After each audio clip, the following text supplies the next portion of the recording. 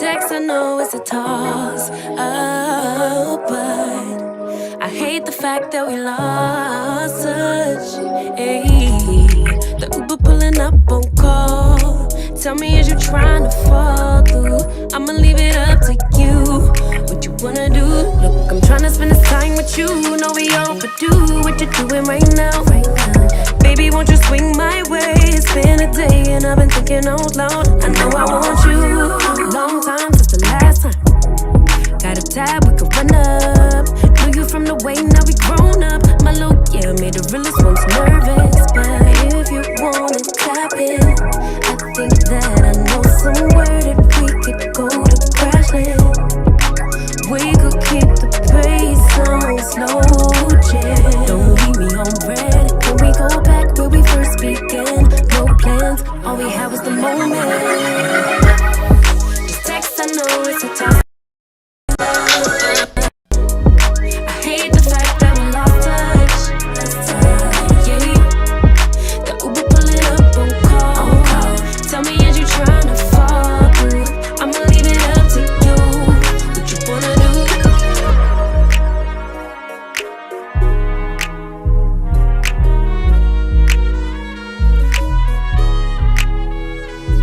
We was raised a little different. Used to be ashamed who I was, now I'm paid by the sentence. Taking my time with it. Baby, give me yours, so I could get them butterflies trapped in your rib cage. Let me know we on the same page. Give me with a text, voice note, or an emoji. Waiting all day for your name on the ID.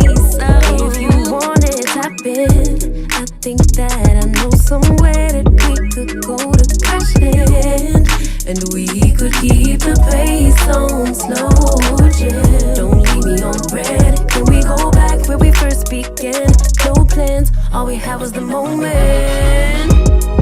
Just text, I know it's a toss-up, but I hate the fact that we lost touch. Yeah, the Uber pulling up on call. Tell me, is you trying to fall through? I'ma leave it up to you. What you wanna do?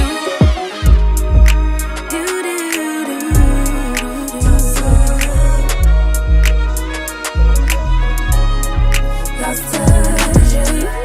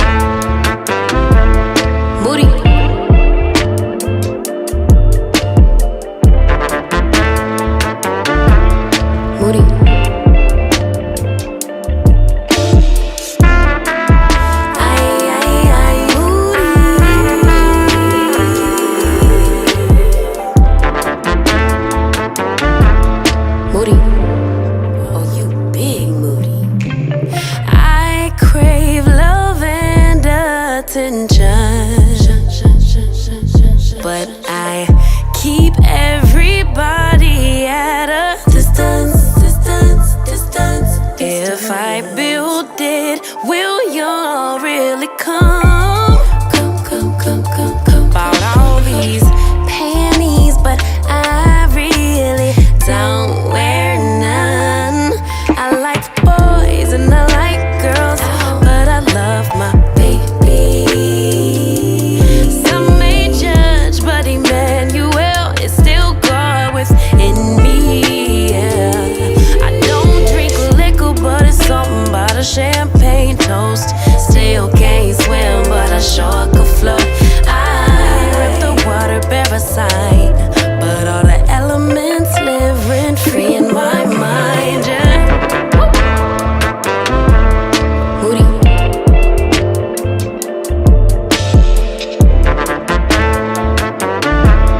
Moody.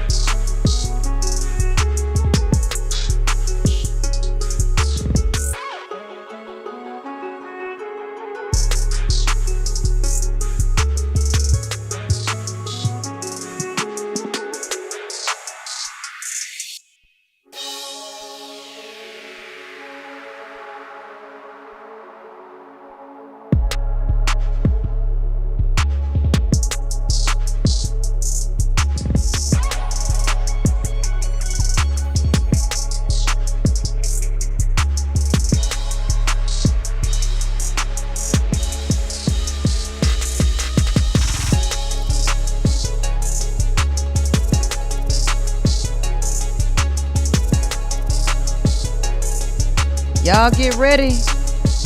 This is what you've been waiting for.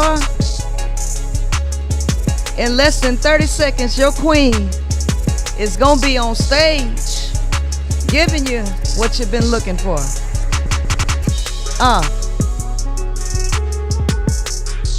Yeah.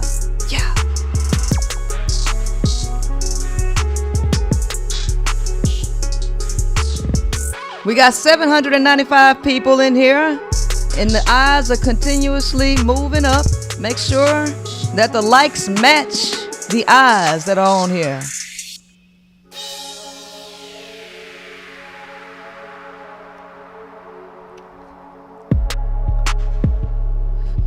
Five, 4, 3, 2, 1. It's the High Powered Podcast. Lit conversations, debates, and advice that keep you turned up. Woo! Yes. It's your girl, Princella the Queen Maker, here with you today, early on a Wednesday, right? This is a live show that you all have been anticipating with a great deal of enthusiasm, right? So all of the people right here on TikTok, I just wanted to let you know that we're going live, and you should leave that platform and come right over here to YouTube. YouTube, the High Power Podcast, right? You see it right there behind you, right? The High Power Podcast, or just type in the Queen Maker and it'll take you right here, all right? I'll see y'all on the other side. All right. So We have a show that's been highly anticipated because I have a special guest. A special guest that you all really want to hear from, right? So I've been running this channel for about 1.75 years, right? And we're coming up on 2 years really soon. And this whole channel is to teach you male psychology, male behavior, and how this entire world has been placed in a position of mass delusion. And it all depends on women to know their true place on this planet so that we can help each other and have a more harmonious existence.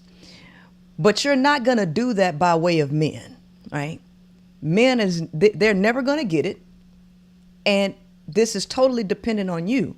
And so for you to understand that, why your relationships are bad, right? Why you have depression and all of these things that prevent you from living a harmonious life, I have to focus on your relationship with men, because most people focus a lot of their attention on relationships, emotional bonding, and all of these things, which has caused you problems because you believe things about men that are not true. So somebody sent me a video a week ago, and it was a guy on there who was a psychotherapist from the UK. He was saying a lot of the things that I have been telling you, basically confirming everything that I have told you. And when I saw that, I decided to do a review of that video or that interview on my channel, and it got a lot of feedback. It had a lot of traction, right? So once I did it, I was like, you know what? Let me try to reach out to him and see if we can get him on the show so he can come speak to you directly, right? And we were able to make that happen. So with no further ado, what I want to do is I'm going to bring Previn Carrion from the UK on to our platform. So please give Previn a warm welcome. How you doing, Previn? Priscilla, hello. Hi. Thank you so much for having me on this platform, on your show. I have to say thank you for that breakdown, that excellent breakdown that you did of the misogyny interview. That was just really incredible to watch your interaction with the content. And I also want to thank Kendall42971, who said in the chat that she was the one who sent you the link to the video. So Kendall, if you're out there, thank you very much, because you have put out so much, because as a result of what you sent to Princella, what Princella then did with it, there's so much more discussion going on than I could ever have imagined. So thank you very much, people on the platform as well as Princella. Thank you for having me. Thank you so much, Previn. And I think everyone is really taken by how forthright you are about the issues that men are having, because a lot of women have been led to believe that there's something wrong with them. They have tried to do everything that they could do to have harmonious relationships with men, and they seem to not fare well in that department. So a lot of women are on antidepressants. They're blaming themselves. They're not having good lives because of this. So I want you to expound on some of the things that you learned or you know from your profession. But can you give us a background or overview of your background and your field of study? Yeah, sure. So I have been a multimodal psychotherapist, okay? And so to be a psychotherapist, you go through a very, very specific training, which is not medical, it is institutional. And the reason for this is psychotherapy training means that you have to know your own material. So the model is not a medical model, it's a very intrapsychic, hard work of going into therapy for 5 years yourself, going through the course content, and actually learning your darkness, learning basically the crap that's inside you. Because if you don't know yourself as a psychotherapist, you can't hear other people clearly. And then you are not in a place where you can help them out of whatever they're going through, because you're just going to project or you're going to put your own ideas out. So the capacity to listen means you have to listen to yourself. So that's my training, psychotherapy. But as soon as I got out in the field, I realized that there is no one school of training. So I started off with psychosynthesis. But I quickly realized you can't just sit there and be a Freudian or a Jungian or a psychosynthesis guy or an object relations person, because people are coming at you and they don't need to hear you talking about your training, okay? They need to hear that you are going away and saying, I don't have the toolkit, I need to go and get it. So for about the first 7 years of my practice, I was very lucky. I had some excellent supervisors, but I spent most of my time traveling from the south coast of England up to London and starting to become familiar with a number of 10 different schools of psychotherapy. So the way I work is not to promote one school of psychotherapy. What I do is I listen to the problem, and then I work out, what do I need to bring to this? What do I need to bring to this situation? And that's how I work with my clients. So it's a multimodal approach. It uses Freud, it uses Jung. And even if you take those two in terms of training, usually they don't even speak to each other. And I'm like, just. Oh, you went mute. We can't hear you. Okay, there Sorry, you go. can you hear me? Yes. Okay, so nobody has a monopoly on the human personality. And we need to work together as psychotherapists. I've said this in one of the ITT Mind interviews.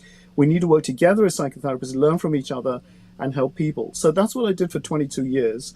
I'm now transitioning into academic research, and I'm pursuing all my interests basically on racism, fascism, misogyny, and the fundamental interest is in democracy. Like, why doesn't it work psychologically? So that's kind of what I'm doing now. Oh, that is fantastic. Fantastic. We appreciate that. So can I ask you, what motivated you to get into psychotherapy? I just couldn't do anything else, So I worked as a change management consultant, okay? And I was working with corporates, and every time I was trying to work with them, I'm coming along and being the open, honest guy. The management are in love with me. They're going, God, this guy's amazing. Okay. And then you get to board level and they're saying, oh no, he's going to take away our profits. Okay. Right. He doesn't care about us. He cares about the company and he cares about customers.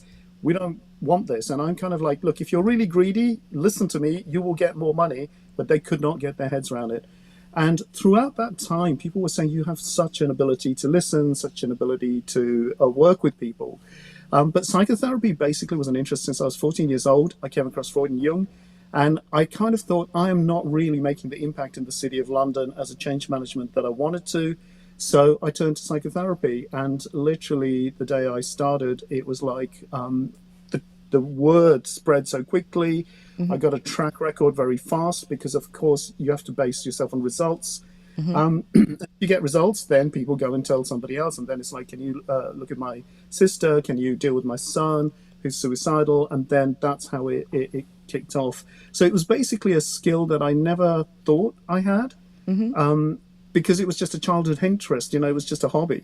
But then I discovered, oh my goodness, I've actually been doing a lot of reading in this. I've always been interested in it, and I'm helping people. So that was where the two combined.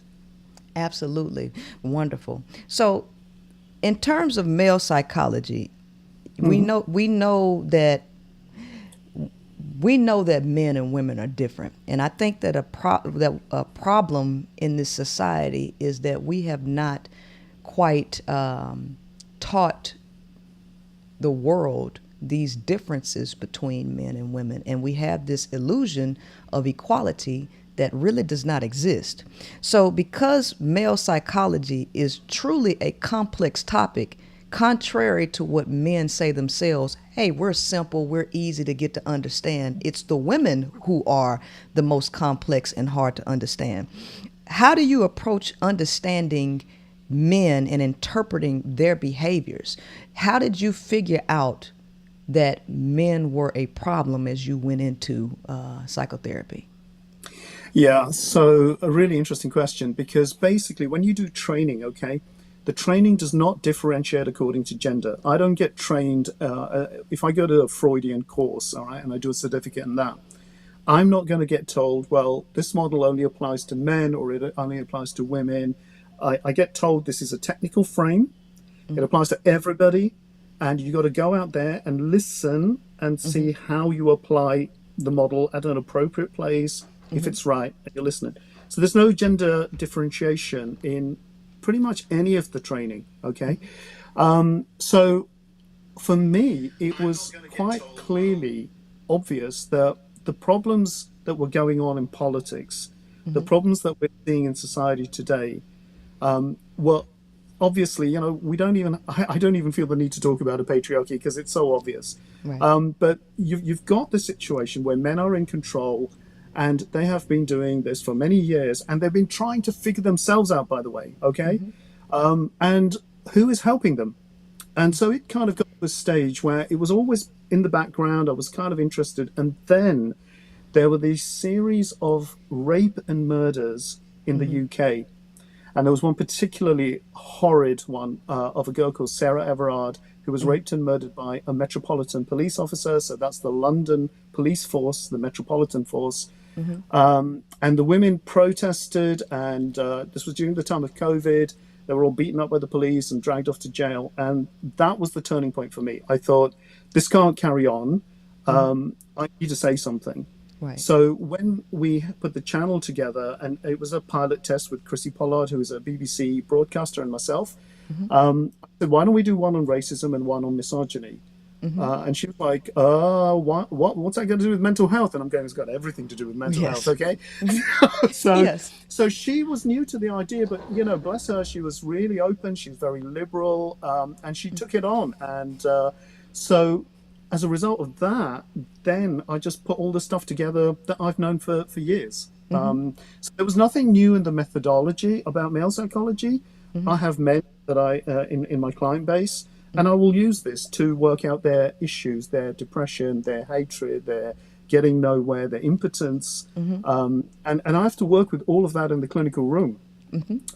Their rage and their capacity to lie, even to the therapist. So you're dealing with all of that stuff when you're dealing with men, okay? So for me, there was nothing special about it. It's like, yeah, obviously this is what I do. This is my work. It's 101.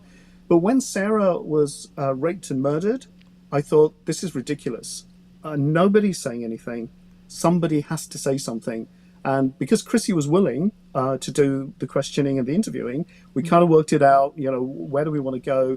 And then she kind of improvised on that. And then that's how you got the misogyny thing. So it's always been there. But the interview was triggered by Sarah Everard, and it was a tribute really to her.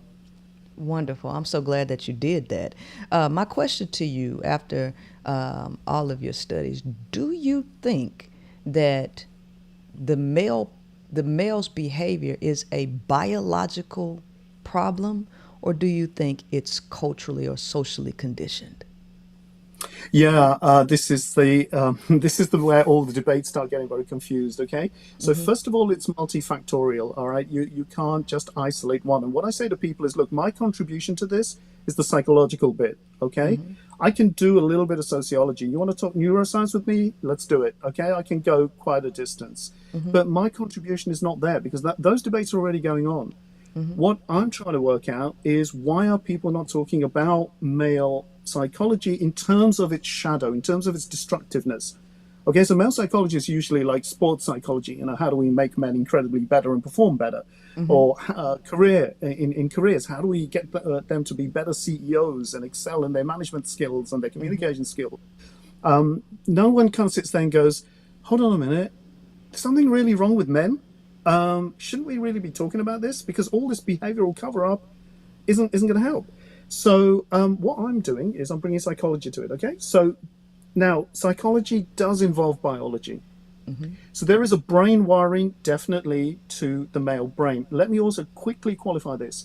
We are talking about heterosexual men, okay? Right. There's a whole debate about gender fluidity, LGBTQ, which is a very, very separate conversation. If you want to have that, that's different. I am a heterosexual male talking to other heterosexual men, right? That's where I stand. in my sexuality and whom I'm addressing. So I don't want to get into those other discussions. Obviously, we are biological animals. This is not news, okay? Civilizations have known this for thousands of years. So we are biological, right? We are obviously linked to the animal world. So there is definitely a biological kind of lizard brain that lives in men that they are genetically born with, okay? They have that there. Now, this doesn't mean that that's everything that they have, okay? They have got other brain centers that can work, but they are coming in with a disadvantage. There is no question about that. And so there is a biological element to it, but that does not determine everything. Because if we were just biological animals, I'm not going to work as a psychotherapist, right? Because I can't change you. So there has to be something you can change. Right, so that's the biological element. It is there. We can talk about the neuroscience part of it, but it's not the defining thing. It's not what makes men men. It's not where their struggles are.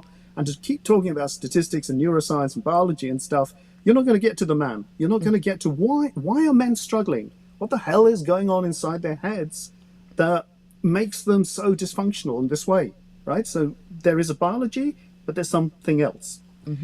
Culturally, oh my goodness. I mean, it's so obvious. In all social anthropology, if you look at it, all the studies, in all social anthropology, men are busy trying to control other men, right? So the first laws are about incest. Do not screw your mother, okay? Do not screw your daughters. Do not screw your sisters. The laws are not really sisters stop screwing your brothers, okay? And mom stop screwing. It's not that way round. So the origin of law, when you look at it from a social anthropology point of view, it's men controlling men because we know we're out of control, right? We're just out of control. So the origin of law is about contracts between men. Now, women have come along and got wrapped up in that, and that's a different thing. But initially, the problem was never, how do we control women? It's like, how the hell do we control men? Okay, they're out of control. The young generations don't listen to the older ones. There are disputes over sexual jealousy between men. Okay, so we need to figure out the men. So that's 101 social anthropology. Freud comes along, and in Totem and Taboo, which was in 1913, he writes a book and says, okay, I'm going to have a look at the psychology of this, right? And he comes with a bunch of ideas. And what he says is, men are clearly a problem. And he tries to look at the relationship between young men and their fathers. Okay? And he's saying, this is where I want to locate the psychological problem. There's something wrong with young men and their fathers. And there's something about young men that can't handle the fathers. And there's something about the fathers that can't handle the young men. So the fathers try to control the young men in the tribe or the village or whatever, okay? The young men resent it. So they want to kill the father. So laws are psychologically coming about because young men and old men are basically in a life and death struggle. Now, feminism came along and said, oh, Freud's talking rubbish because he doesn't involve women. And that's correct. He doesn't involve women, right? Because women are not the problem. Exactly. The problem is with men. And so what happened is when the feminist critiques of Freud came along, everyone kind of went, all the men as well went, oh yeah, he's just not included men. But what were women, sorry. But what did he say about men, right? He's saying they are seriously out of control sexually and in terms of aggression. And that's why they need laws. And we have this constant fight between the older men and the younger men. And that's a psychological problem right off the bat, just there on the level of social anthropology. Okay, that's interesting because because Jung, he said, man is an animal gone mad, and there are only two ways out of this madness. Either he needs to become an animal again, or he needs to become more than a human. And for a male to become more than a human requires an ungodly amount of self-discipline, introspection, and conscious awareness. My question to you is, after analyzing men, what do you think the likelihood is of men actually becoming consciously aware of their own behavior and noticing that it's a problem. Because we have a lot of men on the planet. Yeah. Okay, so you mentioned Carl Jung. Okay, now Jung had a different take to Freud. Okay, he's saying, I can't believe that this is just biological. I can't believe this is just sexual.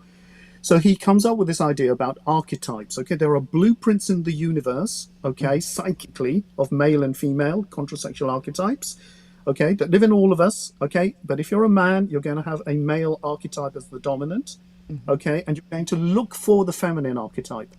And women are going to look for the male archetype, all right? So Jung is working at that level. Now, in the Jungian model, change is only going to come when that archetype gets so negative, creates so much pain, that it throws the male psyche into crisis. And that's what you're seeing now, is that men are having to face an unprecedented crisis, which I think a lot of your viewers already know. So it's a situation where women are more intelligent, they're performing better in educational circles, they are starting to get jobs, even though there are issues with gender diversity and pay gap and so on, okay? But they are making progress. They're getting financial, economic independence, so they don't have to put up with men anymore, okay? So when did this happen? So there is a massive shift in the collective psyche that's going on societally, and it has come about, that's one of the benefits of capitalism, is that if you have the cash as a woman, you don't have to put up with a man. And that's what's hurting the men a lot, okay? And that, I think, is what the Andrew Tate stuff and the whole men's movement trying to rally around that is trying, it's a defensive move, okay? It's like, whoa, we're losing our power, we don't have the social structures anymore, these women are becoming too independent, god damn the feminists, so now we have to mobilize. But they can't mobilize because this is a historical force that's too big for them. Right. Okay? It's a bit like racism. You can't keep kind of saying, oh, there's a white supremacy problem and we're going to, the white race is being threatened. It's not that. It's biology, it's migration, it's history. You're not going to stop this. There's integration. Sorry. Yes, right? So absolutely. in the same way that you have this idea of a white shift, that white people have to get used to the idea that they're not a superior race, okay, men have to get used to a male shift. We are not the superior animal that we think we are. Okay, now, before the Industrial Revolution, we knew that. We knew men need to control men. Right. What happened in the Industrial Revolution is you get the gentleman. You get the guy with the frock coat. Yes. Okay, he's got his education, and he's charming all the women. And from then on, women are sold this image of Darcy from Jane Austen's Pride and Prejudice. And so now you're getting women being sold an image that is absolutely not true, which is fake. And men are putting on this act because they got money now. They're the middle classes.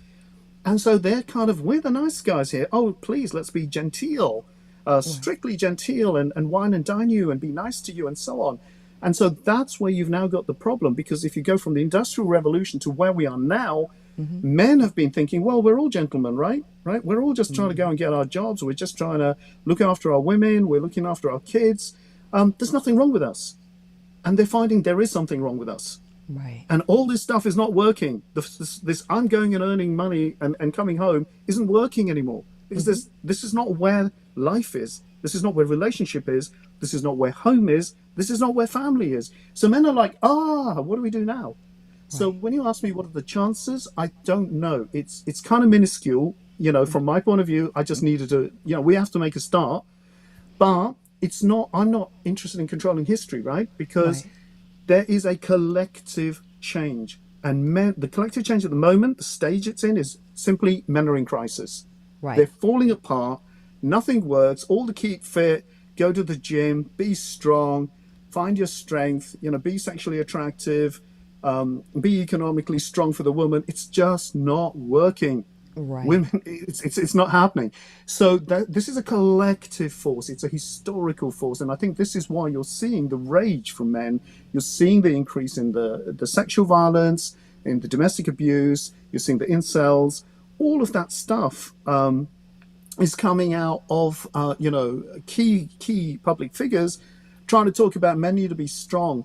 No, they need to be psychologically literate because they Yes. don't know what the hell is going on. It's not at the level of our strength. That's not Right. working anymore. We Right. need a psychological capacity. So goes back to your earlier answer. We're more than culture. We're more than biology, and we are going to have to change. So from Jung's point of view, the archetype will get more and more negative if men don't change. So men are going to be forced into the pain threshold where they just can't do it anymore. They can't keep saying, oh, we're strong, we're working out, we're getting the money. It's all going to collapse in their psyche, and they will have to find the capacity for that revolution, or they're going to have to, it'll be forced on them. You know, people come to therapy not because they're going, hey, please make me a better person, right? That's not why people come to therapy. They come to therapy because they're broken, they're smashed to pieces, the relationships have ripped them apart. Financially, they're struggling, and they can't orientate anymore. That's what's happening with men. That's what's happening with the collective psyche. Men are falling apart. And now is the time for that therapeutic understanding, the psychological understanding, that men have got to find a different gear. This is just all that old stuff won't work. So carry on, do it if you need to, let the Andrew Tates run around, but it won't work. It will just fall apart in, a couple of years.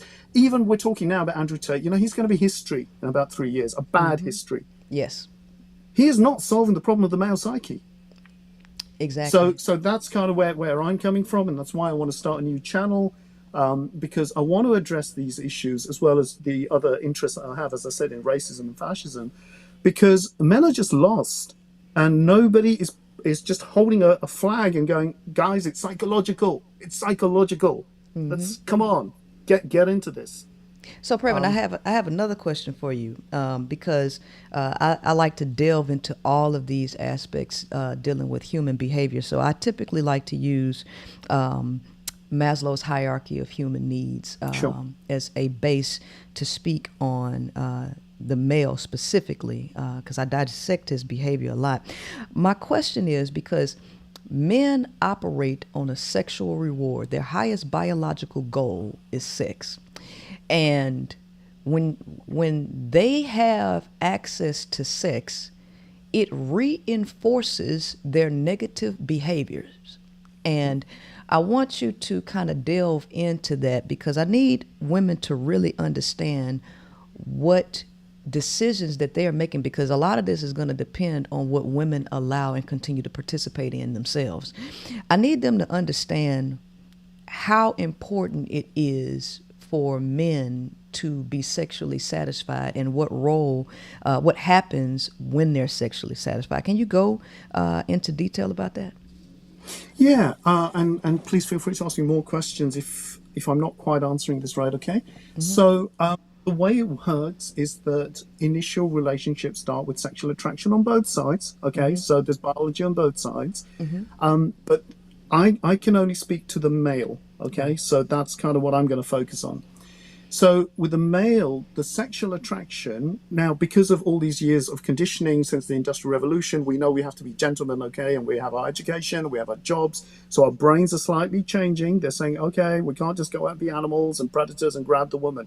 So we are trying to behave, okay? Professionally, culturally, societally, we're trying to keep things normal.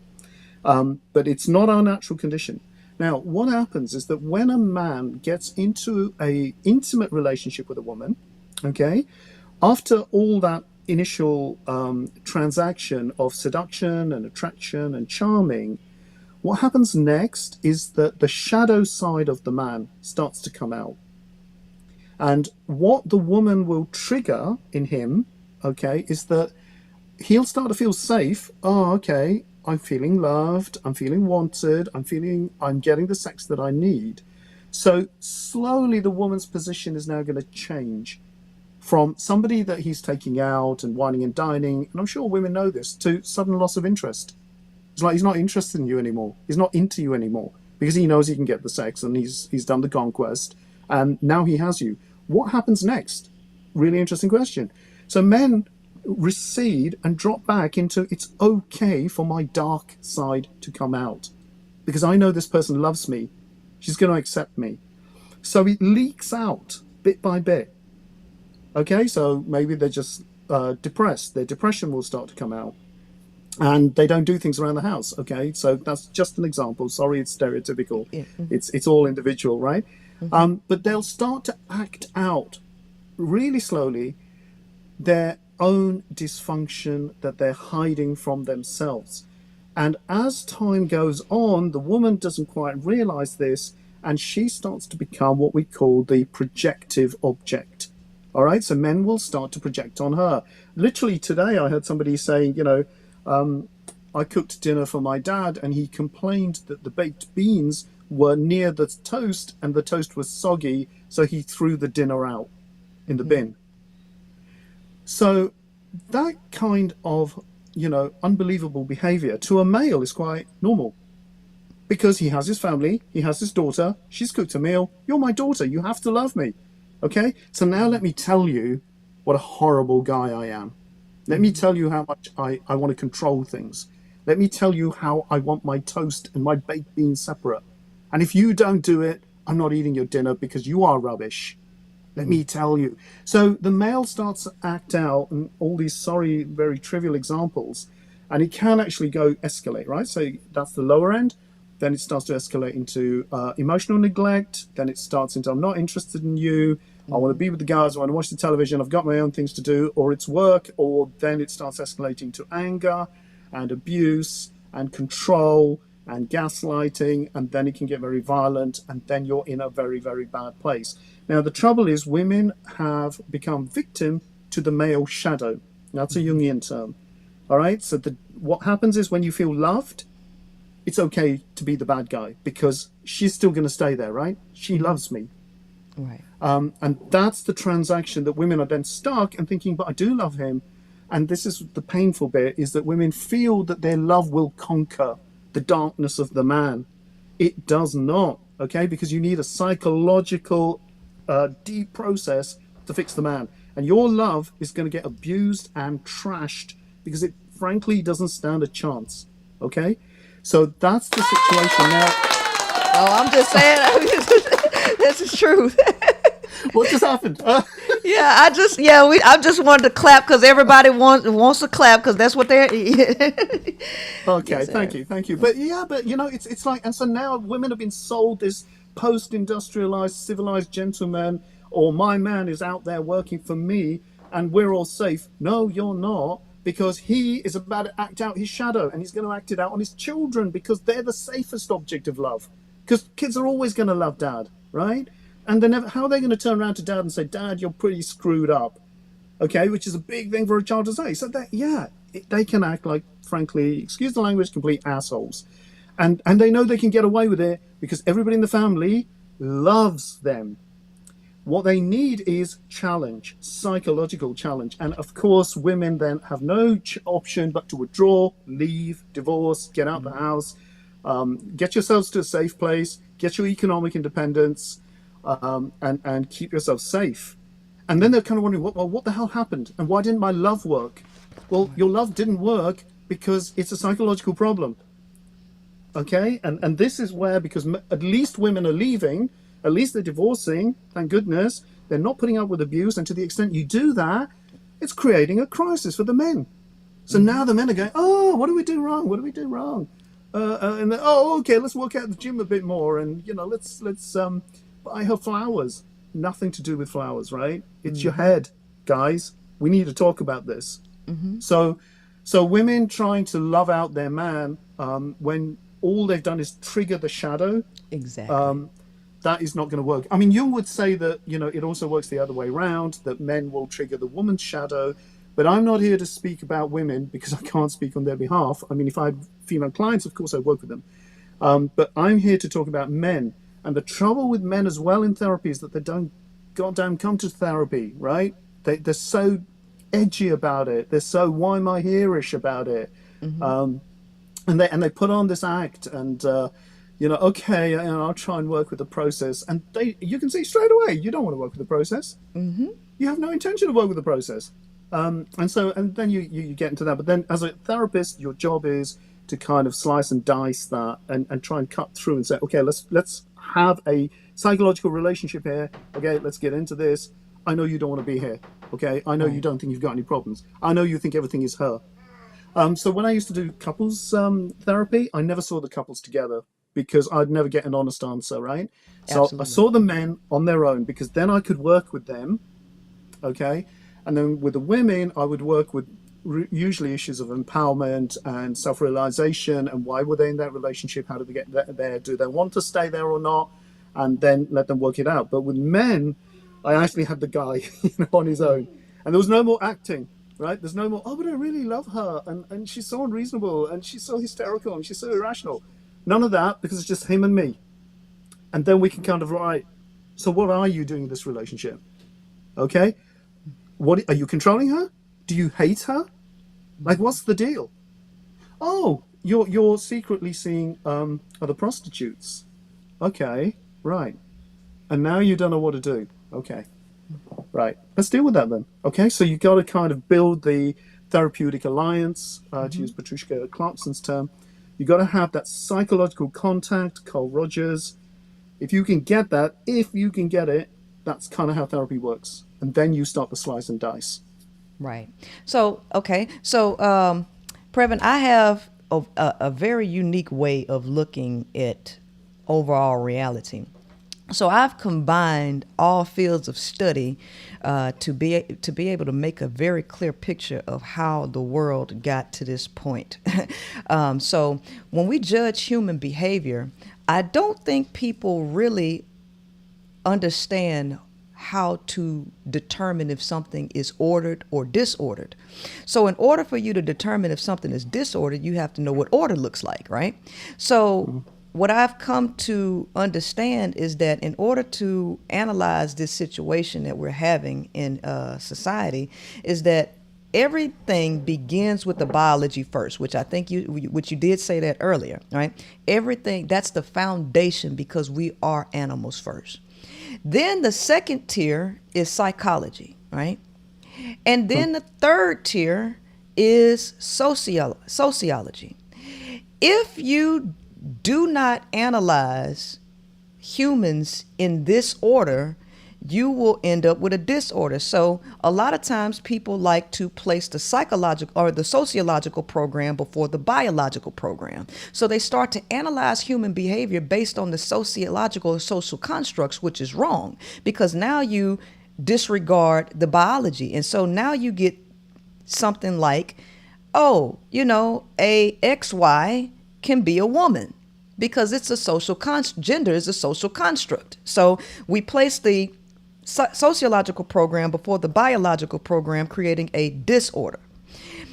And a lot of times people will place the psychological program before the biological program and also end up with a disorder, right?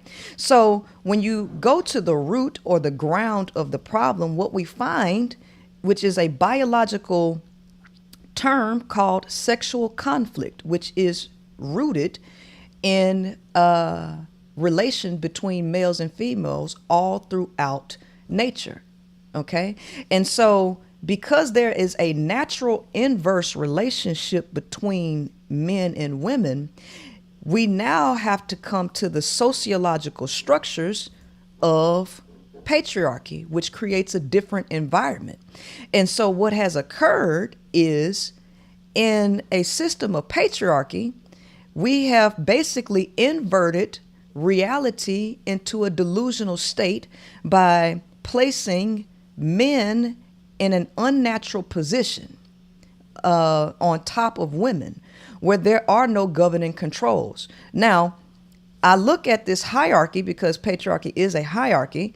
I look at it in terms of how the triangle itself is structured. Higher up near the capstone, it's really constrained up there. And at that capstone, if you wanted to look at things from an occult point of view or a metaphysical point of view, at that place, you're dealing with total mind. Okay, it's a mind space. And all of your board of directors, if you run a company, the board of directors exists in the mind space, right? So there's a lot of controls at that level, right? A lot of discipline, a lot of things that have to be systematically designed to operate at that point. But the further you go down the pyramid, the wider it gets, which means that there are less controls going further towards the bottom. There are less rules. So men by nature need controls on their behavior, which you said law is from man to man, how to control and govern men. This is the whole point of a law. But men have been placed in a position, specifically those that are on the lower end of the socioeconomic totem pole, they have been placed in a very interesting position because women are the natural governor, all right, to male behavior, but she's been placed on the bottom.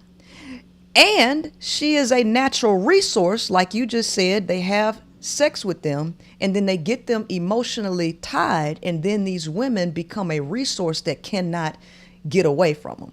So they continue to fuel men at this level, which squelches the male's nature to do better. But then on top of that, he also has no controls. He has way too much freedom at this level, which causes a lot of problems. And when you have these laws that were structured to force women to be with men, what you had is a boom in the population.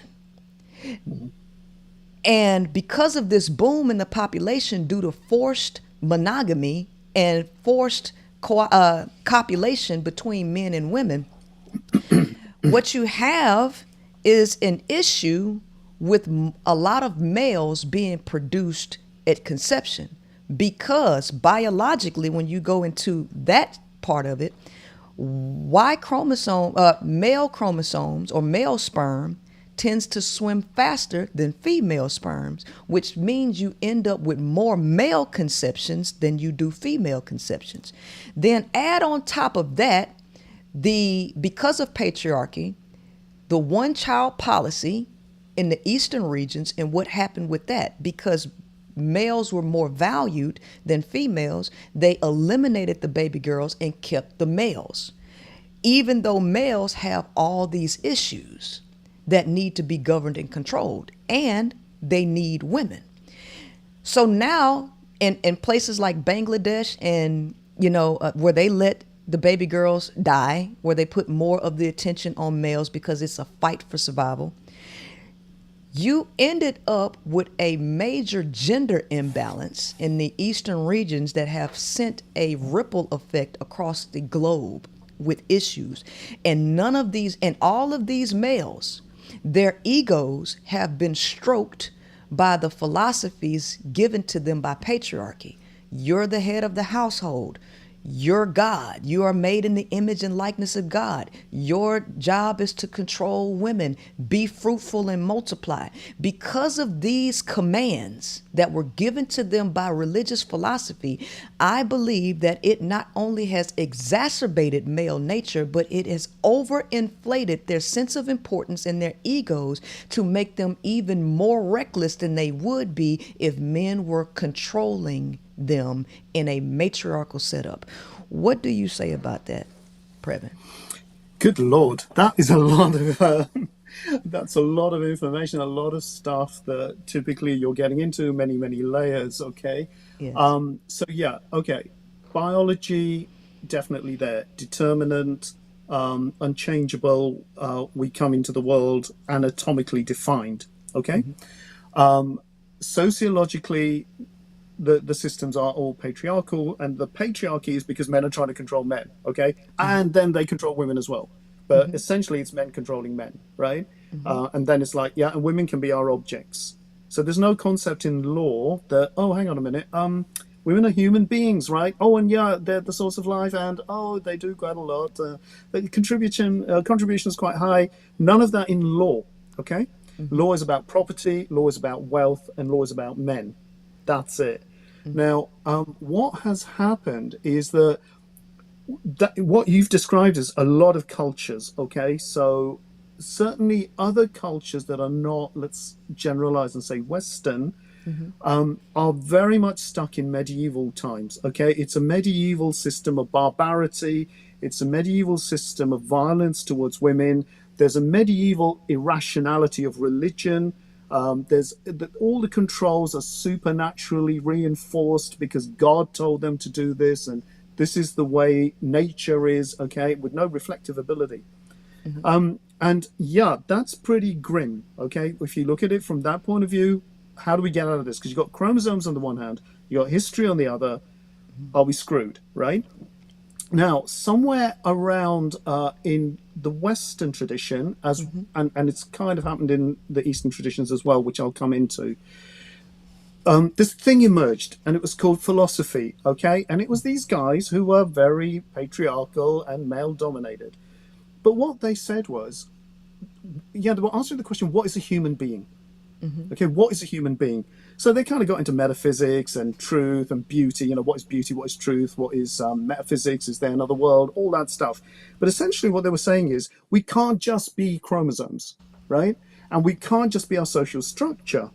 So there have to be some basic principles for human life, all right, that are universally valid. And this is where they kind of undid themselves. Because if you're finding a philosophical truth has to be universal, it's got to apply to the women as well, guys, right?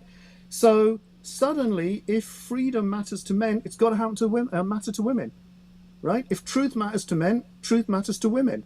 So they didn't quite get this, but because they kept using this word universal, right? A universal truth. That's what we're trying to find. First principles of universal truth.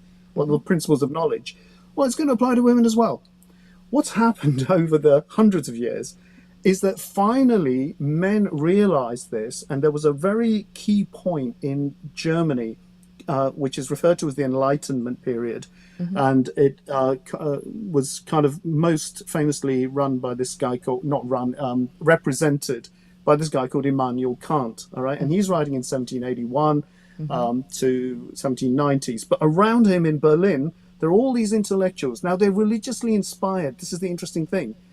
But they're going, we've got to move away from the church. This is just not working. And because they're reading all this philosophy, they're going, these are universal principles. So it's got to apply to women. It's got to apply to the black man. It's got to apply to other cultures. What are we going to do now? How do we figure this out? So the Enlightenment was a movement, and it was not, free of racism and patriarchy. But what they did was they created this massive dent in European civilization, because what they were saying is you can't run society based on chromosomes and tradition.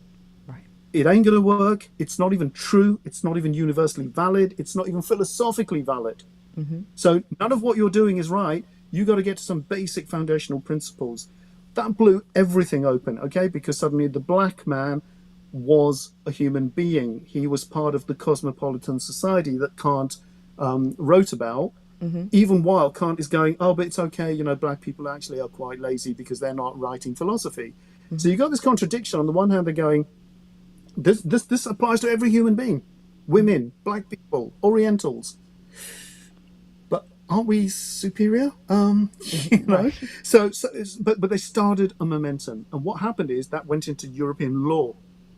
And over the centuries, what you've now got is that philosophical tradition has broken through into civil government. And that's when you started getting changes in voting laws and so on. Now, women have had to fight for this. It's not like these enlightened philosophers said, hey, women, come along, come on, have the vote. It's all universal. There were French philosophers arguing that black men were human beings with human rights. Okay? And nobody listened to them. They were in the monasteries. Okay? So there is something else to humanity. So when you're getting kind of overwhelmed with biology, you're getting overwhelmed with history, you're getting overwhelmed with the Iranian regime and the way they treat women, and you think, are we living like in 2023? Is this where we are? Yeah, this is where we are. There are barbaric medieval systems. Saudi Arabia is another one, the Middle Eastern countries, okay? And it's not like the West is free of it. But we're kind of looking at them going, what the hell are you doing, right? But we could also look at ourselves and go, well, what the hell are we doing? So there is a historical momentum, and if you take the Enlightenment as the turning point that says, you can't run it like this anymore. You can't do this.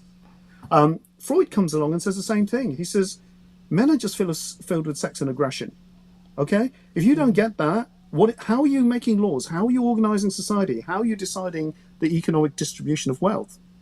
Right. So there has been in Europe this very combined pessimism about the past from intellectuals, from psychoanalysts, from the philosophers, and they're all going, it should not be like this. We know this in our heads. Whether you go to philosophy, whether you go to psychology, this is wrong. All right? But they are getting depressed. So there's a whole wave after the Enlightenment of what you call German pessimism. And out of that came Schopenhauer, Nietzsche, very nihilistic philosophy going, do you know what? We haven't got a hope. It's all fate. Just accept your fate. You know, suffering is the deal. And that's where you get the right wing philosophy stuff where, you know, certain individuals start talking about Nietzsche, okay, public figures, pseudo-intellectuals start talking about Nietzsche and saying, oh yeah, you know, Nietzsche's a great thinker. Look, he says that suffering is okay. Just accept your place in life and deal with it and be happy about it. Right. So, but that came about because the philosophers were going, hang on a minute, we don't stand a chance. This ain't going to work. Right. This is not going to work. So they kind of then created a philosophy of despair, nihilism, right-wingness, use your strength, overpower other people. And now you have this battle going on between philosophers, and there are not many of them, Right. okay, who say, this is going to stay. Society's going to stay. Patriarchy's going to stay. Chromosomes are going to stay. And then you've got the others going, no, sorry, we got a mind. And you know this is wrong. You know this is wrong. You just haven't got the brain power to figure out how to fix it. So over the hundreds of years, okay, and this is where you have to have hope, humanity, hello, who's that gorgeous individual? Say hi. Hello, what's your name? Say Amaya. Okay, well, I can't move. Close my door. Okay. Oh, that was super cute. Thank you.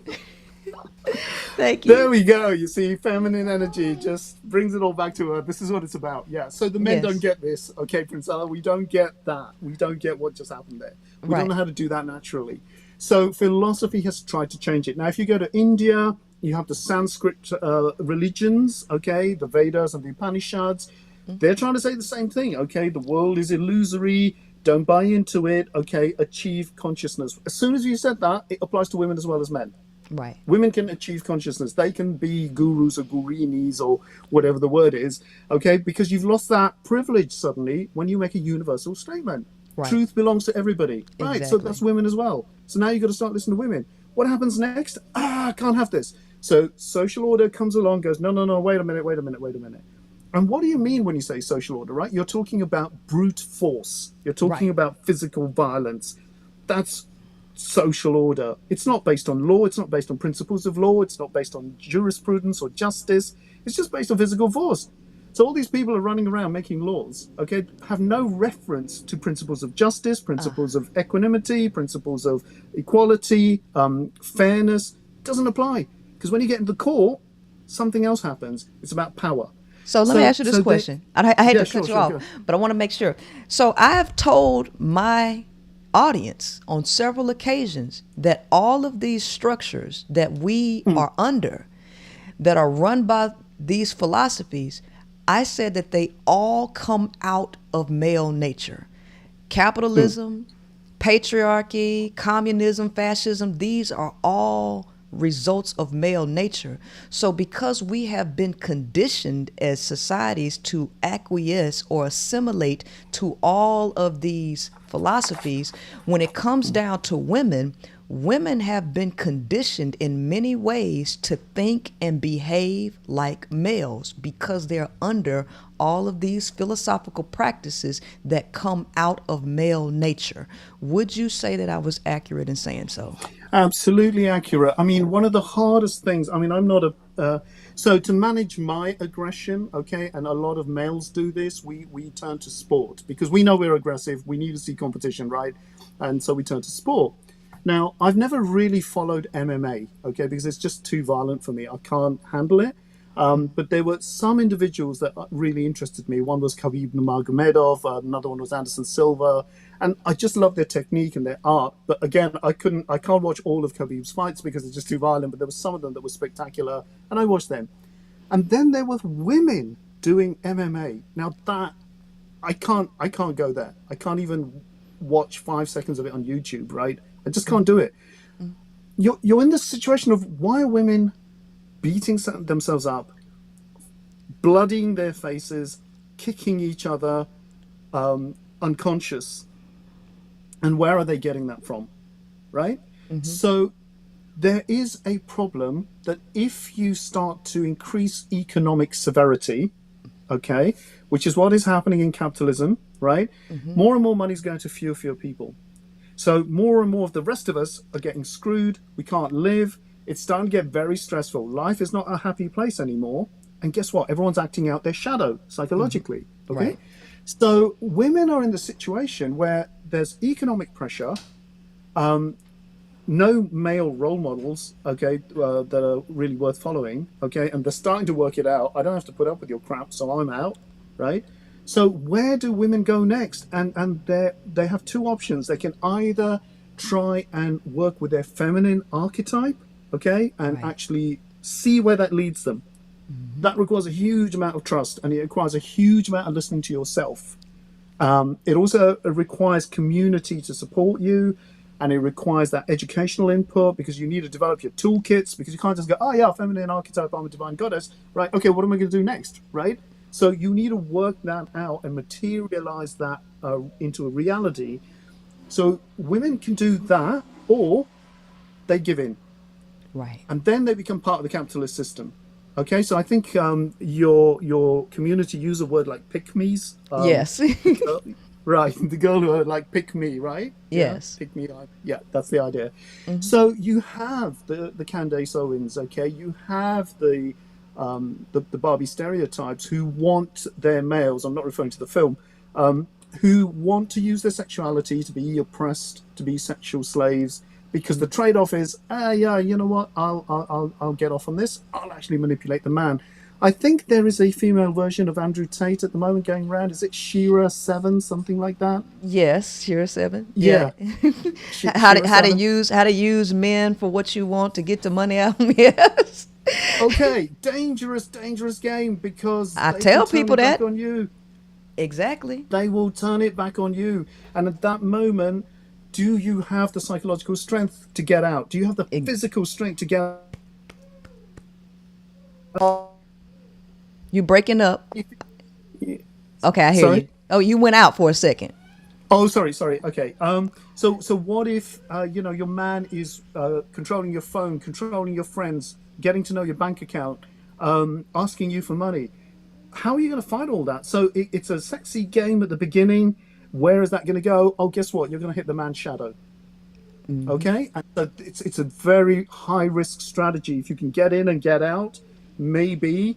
But it's a very, very dangerous game to play. And then you have the physical force. I mean, I think a lot of people from your podcast channel have been commenting on my channel. And, the famous quote that when women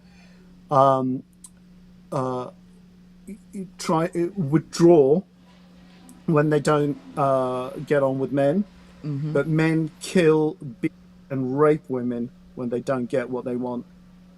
Okay?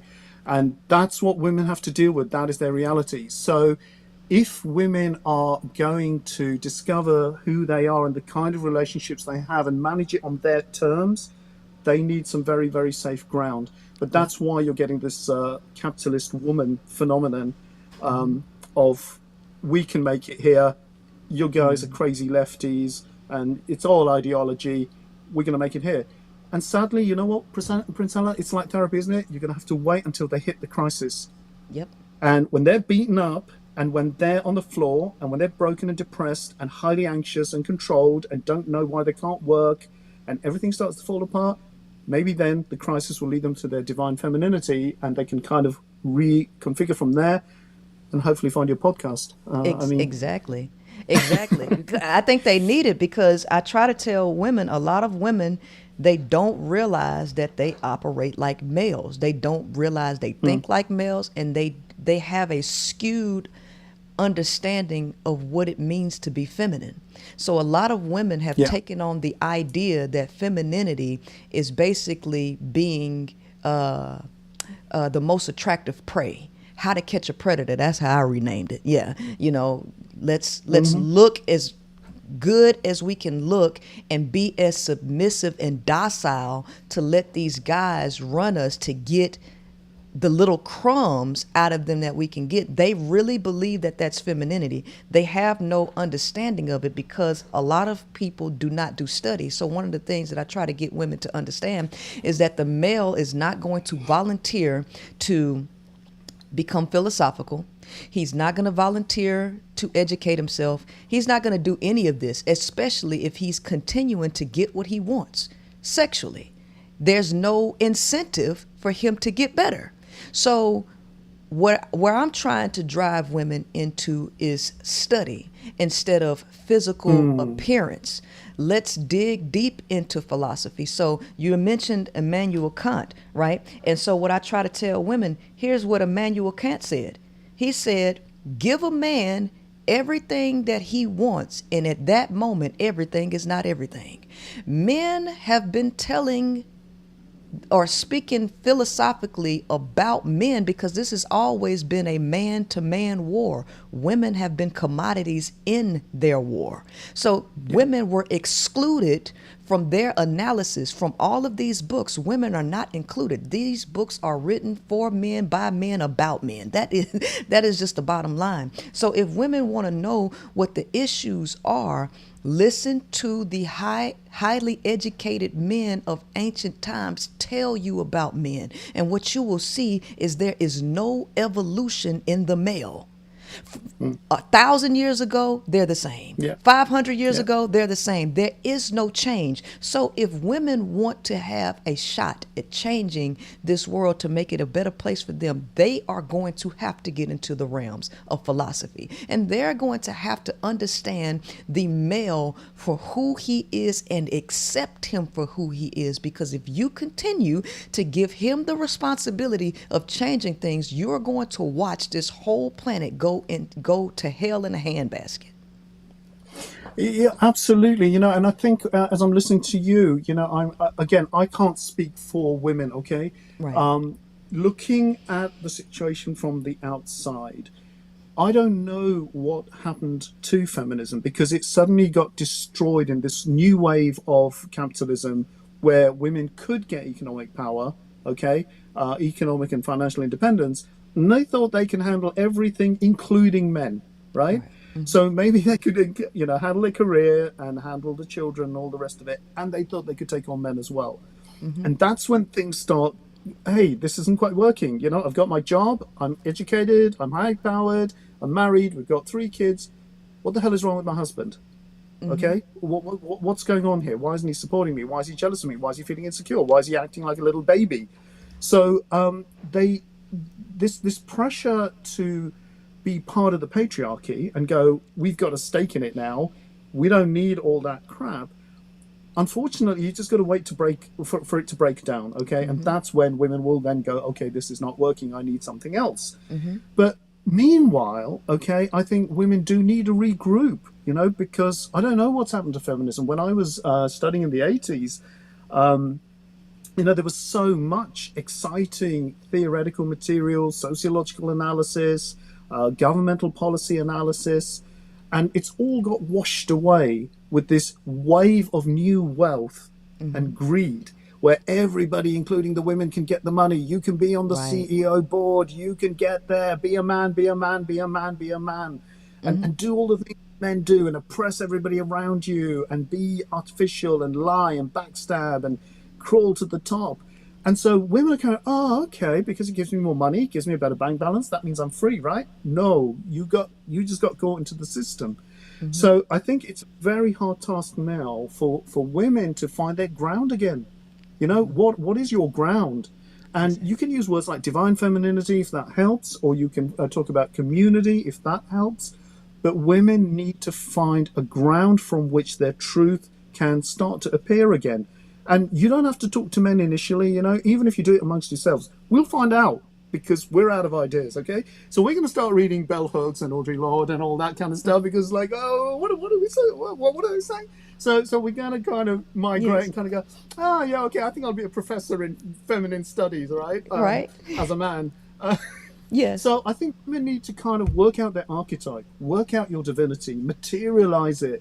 But it's just so much courage that you need, moral courage, to face your truth, have the courage and strength to be yourselves, establish your communities and your literature, and yes, educate and get back to where feminism was, because I don't know where it is now. I mean, maybe you know where it is. I don't see it. All I see is that it gets trashed.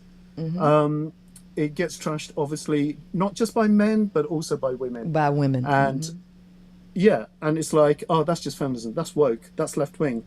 No, it's not. It's about your mental health, which is going to go down the toilet in a few years if you carry on with this right-wing belief that money and wealth and power is going to save you from men and bring you any kind of peace of mind.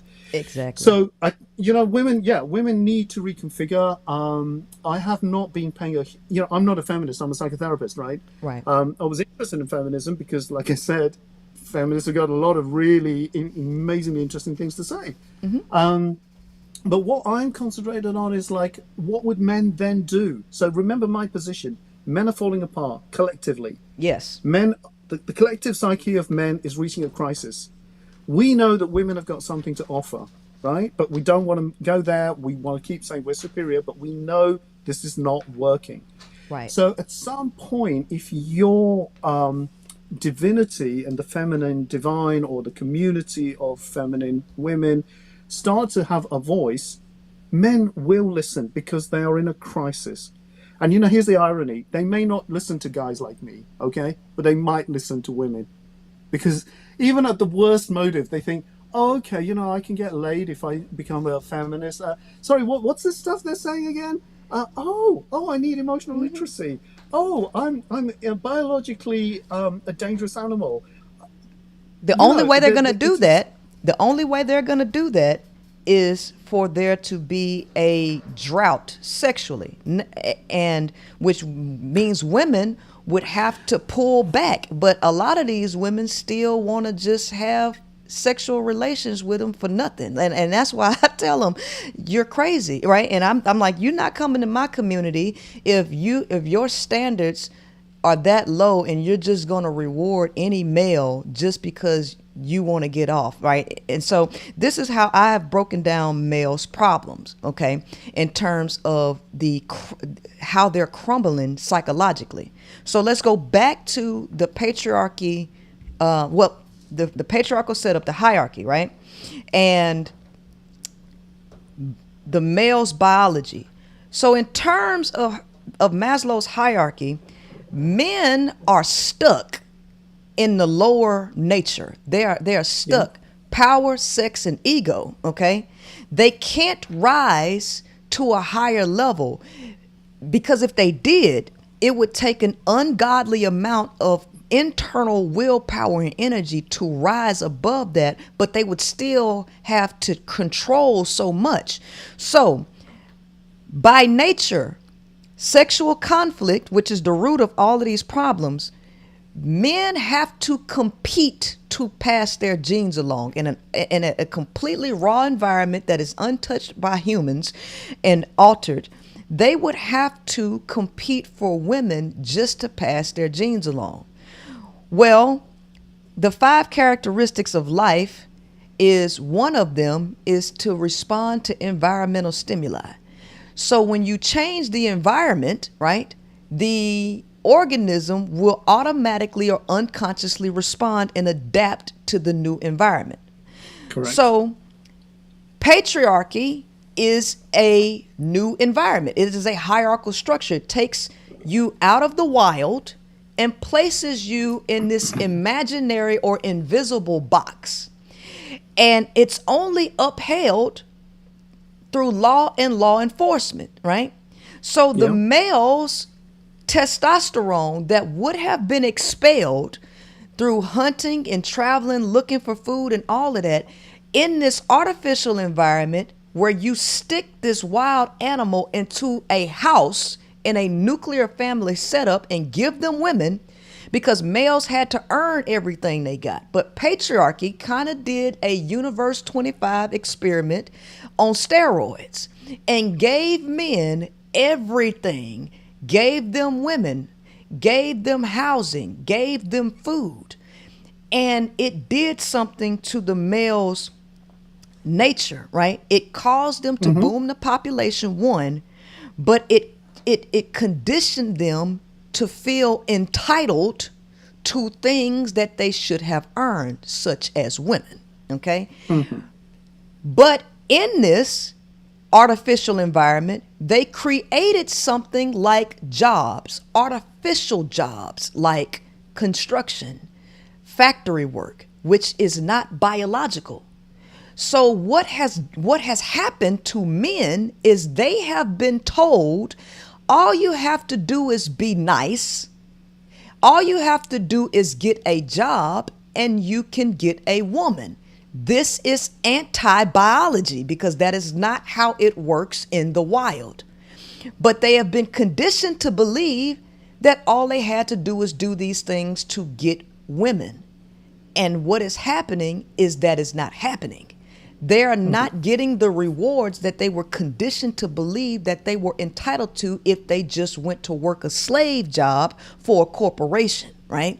That a woman is supposed to reward you with her body. And since you're not being quote unquote violent, like your nature suggests that you are, you should be rewarded for being good. And that's not happening. And so because of that, and because of the boom in population where there's more competition, and then with the different mix in humans, there are more attractive, physically or phenotypically attractive males, right, that they have to compete with. There's so much going on where the male cannot rise to a level because it's really a mountain of issues that I have to do this, that, and the other one. He has to control these negative thoughts, these brutal thoughts that goes across his mind. He has attractions and fantasies that are not socially acceptable, so he has to hide this. He has to pretend. This is a lot of energy that the male is exerting, and he's crumbling because he can't do it, and he can't really express himself and then on top of that, because women have been lied to about who men are. They have been sold fairy tales and told that men are leaders, providers, protectors, and all of that. Women are expecting men to do these things, and males are failing at doing it. They're failing at meeting these expectations, so they're getting angry, and that has a major impact on the testosterone levels as it continues to hit their amygdala, and they're taking their lives and taking other people with them, all because of this unnatural system that placed them in a position that they were not naturally meant to occupy. And so with women were a community at one point, and all of the major responsibilities were held amongst women. In the United States, with patriotism, one of the things to uphold patriotism is the nuclear family. That was the nucleus of the United States corporation. That's not the nucleus of nature. But what it did was cut women's support system off, cut their community off, and force them to depend on men to help them with duties that were supposed to be shared amongst women. The male can't do it. He's only been given a specific slave job. Just do this, do that, do this, to give him responsibility or give him a place in society, in this new society, post-industrial revolution, right? And he's failing at doing that as we continue to change. But people are still holding on to these traditional ideas that don't work. And the male cannot handle it. And the woman is being knocked up with so many children and isolated with no community or support. She's crumbling, and she's adding pressure onto him when he's already crumbling biologically and psychologically. So this is a magnified issue that is rooted in both the belief systems of the male and the female, the structures and their biology. What do you think about that? Yeah, yeah. I mean, awesome analysis there. I think there's this a lot to dwell on and a lot to reflect on. So what you described, I completely agree with. So I don't really have much to add to what you said. Your description is very contemporary. It's kind of what is going on. Okay. What I would add to that, to add a little bit of value, is to say, okay, let's look at the complexity of that. Okay, let's look at the nuances. So you have more and more cosmopolitan centers and urban cities where women are able to get a little bit more freedom rather than buy into the system. So when they're collapsing, they can have the divorce. So often the depression and the anxiety leads them to get out, to exit this horrible drama. All right. So that doesn't answer anything about men, but at least it means that women can get out, they can regroup, and they can reformulate in some way. If you kind of go, and this is a huge generalization, if you go out of cosmopolitan and urban city centers to more rural areas, you are likely, it's a big generalization, you are likely to get more of those patriarchal, paternalistic, man is the leader kind of belief systems in women. All right. And that makes it much harder for women in those kinds of situations to get out and to exit. So the hope is that exits are only happening if women can get economic freedom, right? They can get out of that situation. If they don't, they're going to go down the pathway that you have said, that they're going to be in a very bad place. And then they become one of the mental health casualties, that, you're on your drugs and your medication and your antidepressants, and none of that works because those are just chemical management. They are not the actual answer to what's been going on between men and women in society. Now, you have another problem with the men, and this is what the bit I wanted to pick up on. I think I've seen a few of your videos, Princella, and when you talk to men and you challenge them with, well, I don't even think you challenge. I think when you just say some obvious facts, okay, like you men, when you have sex, you release your aggression and your tension, your anxiety. And I saw the 6 men on the camera going, what? No. And I'm going, yeah. Come on, guys, she's right. All right, but there was nothing controversial in what you said, right? It was like, yeah, we all know this. And I was thinking, why are they reacting to her like that? Is that because a woman is saying it, or what's going on? And I was kind of looking at these men on the other cameras, trying to read them, trying to read their psychology. Like, who are you? Where are you from? What is this triggering? And you could see that they heard what you were saying, right? But their conditioning is, we are nice guys, all right? We are community guys. We are family men. We are working our butts off to make sure that we are not getting ripped off, and we're trying to look after our families. You're coming along and telling us about sex and sexuality and the way we are. We don't recognize what you're saying because we live in this world where we have been conditioned to be slaves and nice slaves. And polite and gentle slaves who look after their children's slaves and who respect the wife kind of slave. So when you then kind of go, but actually, you have the male, the brain of a rapist and you're a predator, they're like, what? We've been to church, we've had our education. We don't think like that. They will when they're in the relationship. Okay, the shadow comes out. But when they're talking to Princella on a camera thing, you're hitting their professional persona. You're hitting their civilized conditioning. It's like, no, come on, we're not rapists. You're calling us all rapists here. Like, and that was the big thing, wasn't it? Where I was saying, I know I could be one. Right. Easy. I've got that brain structure. I have no illusions about it. And I just wanted to clarify one thing, And I also said, if I could access my darker self, I too could have violent sexual fantasies, right? Right. I don't have violent sexual fantasies, but I don't kid myself. I don't pretend like I couldn't be an Andrew Tate, Right. right? It's in there, it's in my brain, and I'm biologically wired for that. So all my conditioning might make me a nice guy. Oh, yeah, you know what? I do psychotherapy as well. So now I'm a really nice guy. I don't kid myself. Right. I know what I'm dealing with. And that's the difference between you and the other men on the camera, okay, is that they are shocked because they can't process anything psychologically. So women can exit. Men, how do they exit? How the hell do they exit? And what do they exit to? So you have now got a situation where the crisis is happening collectively. The crisis is happening. And now you're getting a situation where men are going, all right, let's be super nice to the women, okay? Right. But we're still going to be controlling. We're going to be sadistic towards the children. We're still going to be assholes at the dinner table. We're going to be irritable. We're going to be impulsively aggressive without realizing why. We're going to burst into shouts. We're going to scream at the kids, scream at the wife.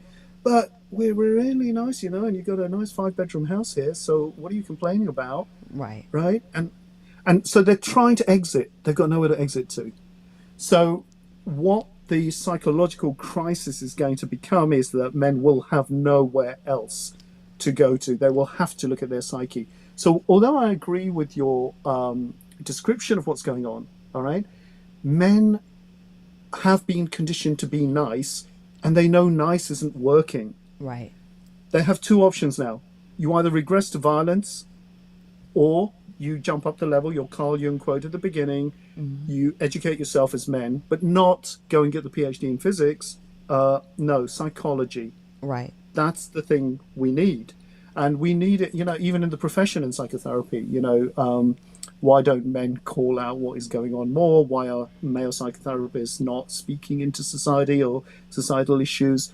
And I know why, you know, our training is not to speak. I'm quite a bit of a freak because my training is to listen. You know, when Chrissy first said to me, yeah, do you want to do these interviews? Because we were struggling to get speakers, right? I was like, I can't do that. I'm a therapist. I listen. I don't talk. Right. As you can see, I've got a lot to say, but I don't talk. Like I am trained to listen to what is that person saying, slice and dice. Have I got it right? No, got it wrong. Try another one. Yeah, closer. Yeah, that's how I work. So therapists don't want to get out of the therapy room, right? They don't want to talk about psychological issues. They want to sit there and say, you come to me, pay me a bit of money, and then let's look at your male psyche and how it's collapsing all over the place and you can't figure out anything. That's what they want to do. But we are now at crisis point. And those of us who can need to get out there and do their thing. So which is kind of what I'm doing. So yeah, men have no exit. Women have an exit. Men have never had the exit because they're going to exit to other competing men. Yep. Like you just said. And they're going to get screwed all over again. Right? Because they're fighting each other. So you're back to Freud, right? The older men controlling the younger men and the younger men hating the older men and fighting between each other for sexually the most attractive woman and all this kind of stuff. So where have they exited to? They got no exit. Right. Okay? And they have to find a place and somebody needs to give them a flag post, if you like, and say, psychology, guys, let's try it. Let's try it. It's not pleasant. It is horrible to face ourselves. And, you know, I've done that for, you know, all the years of my training and 22 years. Every time you read a book or I read a book, I'm like, oh, yeah, that's me. Oh, yeah, that's me. Oh, that's disgusting. That's me. Oh, my goodness. I just realized that's in me. I hadn't even thought about this. You know, you're processing it because you do as a psychotherapist. You know, your training has told you when you read a book, you're not using it for other people. Use it in yourself first. Right. So it's easier for me because I'm lucky, like you pointed out. I'm one of the lucky ones. There isn't anything naturally exceptional. But what I would say about the other men is that they are trying damn hard, you know, but they have nowhere to exit to. And so when you confront them, they just trigger because they're thinking, we're putting all this energy and effort and libido into being nice people. We're giving up our sexuality and our power and all the rest of it. She's now coming and telling us that we're part of the patriarchy. Can't handle it. Right. All right. And that's because they got no exits. Right. Like if they went, okay, Princella, you're right. Where do they go next? Like, so what are they going to do? You know what, Previn? I've been saying this for a while. I've been telling my audience, There is no perfect system or structure for men. It's either they sink or swim. There's no way to help them. If you leave them out into the wild to their own devices, most of them are going to fail. If you create a system like this, they're going to fail, right? If you give them everything and try to help them, they're going to fail. There is absolutely nothing that you can do to help men except for them to make the decision to help themselves. And on a mass scale, how is that going to work? Because it says train a child in the way that he should go, and when he grows old, he will never depart.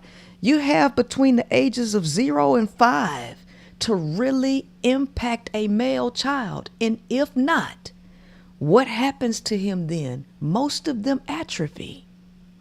Yeah, yeah, and act out all of that aggression, and that's one of the big concerns with single parent families is that if the mother has a boy, if the mom hasn't been able to, not in a overpowering way, but in an empowering way, help their son into a positive, healthy relationship with them in the absence of a father, women are going to be vulnerable to male aggression. Okay. Yes. And so one of the ways, I think you've mentioned it, is that, young boys train. Why do you have to train? Okay. Because it's not natural, right? To train.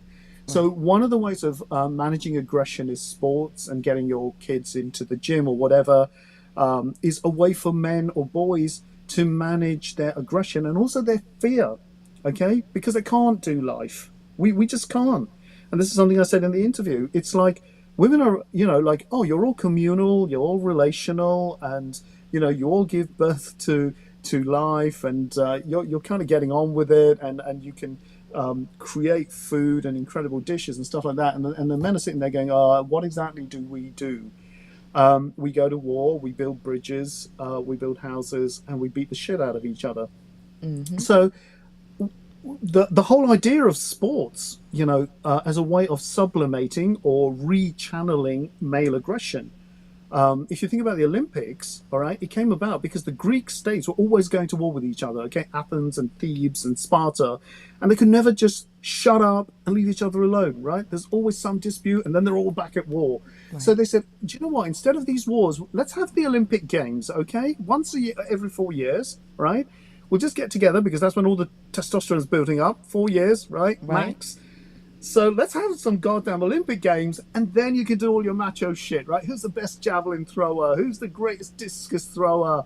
Who's the fastest runner? What about the boxing? And then you get this image of, the big gym guy from Greek culture, of that kind of athletic thing. What are they doing? They're stopping war between each other through sports. Mm-hmm. Okay, I can give you another example. If you go to Indian culture, okay, you have the yoga people, right? Right.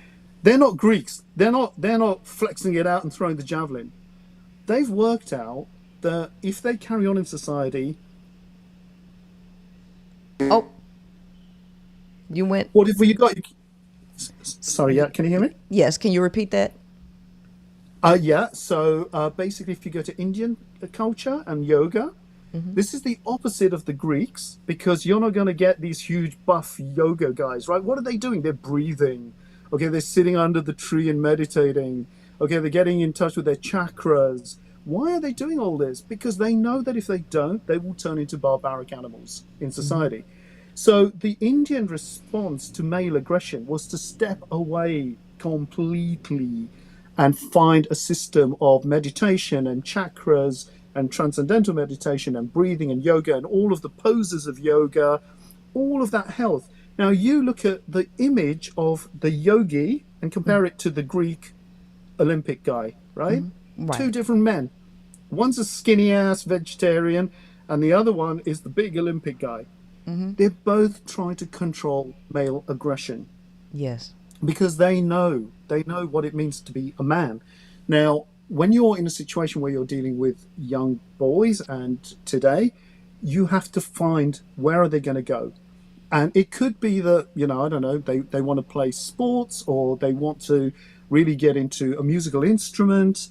That's difficult because if you get into rap, you've got all that toxic masculinity flying around. But, you know, it's about parents channeling their young boys' energy into sublimation. Give them a way of expressing that male aggression in a positive manner that will not damage others, but will actually get all that aggression and testosterone out. Right. So there is hope, you know, in terms of the biological determinism that you keep bringing up. Yes, I completely agree with you. All right. So we share the same analysis. Where I differ is in the conclusion is I can't conclude from what you say that this is all there is, because there is a psychological element, a space where there is freedom, where men can go, yeah, we're a dangerous animal. We need to manage ourselves. Okay, guys, what do we do? What do we do? Okay, because there's no point beating each other up, right? Because that's what we do all the time. We're just arrogantly competing as soon as you walk into a room with other men. Bang, it's there. Or we're trying to compete for women. And this is just, we're falling apart. And these are not the answers anymore. So I think there is a space where the crisis will lead to the transformation. That's the Jungian approach. But none of us can control it, you know? So I can go out there and I can do my YouTube. I'm not thinking, oh, yeah, I'm going to change history. I'm just going out there and doing YouTube. And, you know, but the nice guys may listen. This is the thing, right? The nice guys might listen because I'm a man talking to men. And they might think, yeah, okay, let's try the psychology stuff because the other stuff isn't working. We're conditioned to be nice, you know, because we're looking after the kids and the family and the wife and the employer at work who's screwing my ass. What if I need to? What if the psychology stuff might help? And that's my little window. It's a tiny, tiny, minuscule, small window, but I don't give a damn, okay? Because I'm going to try and open it, and I'm trying to say to guys, we need to get out of this, and we need different paradigms. We need a different framework. What we've done before doesn't work. And if you try anything else, you'll fall into what you're saying, the biological determinism, or we will reinforce patriarchy. Right. And society's falling apart. The planet is falling apart. Yes. So, you know, but that's my kind of hope. And, you know, I just observe the crisis growing collectively in men. And I'm thinking, you know, this will fall apart. They'll have to, that the psyche is going to have to find the positive male God, if you like, the true God, not the patriarchal God. But you know, like the divine feminine, the divine masculine. Men are going to have to find the divine masculine. And that involves, according to Jung, a profound relationship with women. Yes. So Jung would say that you can't find your divine masculinity if you have not got a relationship with the divine femininity in your psyche. So Jung is kind of going, look, you're not going to get a woman to solve your problem, Mr. X, right? Right. You have to solve your own fear, hatred of women, your fear of women, why you want to dominate them. You need to work that out inside yourself before you go out and meet the woman. And that's Jung's kind of position. Like, deal with your shadow. Deal with everything that you hate and you're terrified of because you don't get existence. You know, you're not related to life in the way women are. And it terrifies you. Death and mortality are terrifying to men. They're building statues everywhere. You know, what the hell is a statue? Like, Absolutely. what? It's just a stone with a man on it. But you know what? That is that right there that you just said is profound because it also confirms what I've told women. Males operate in a perpetual and eternal scarcity and survival mode. Because they operate in scarcity, they can never really see abundance. They don't know when there's a limit. This is the reason why patriarchal religions talked to men and had to tell them not to be gluttonous, right?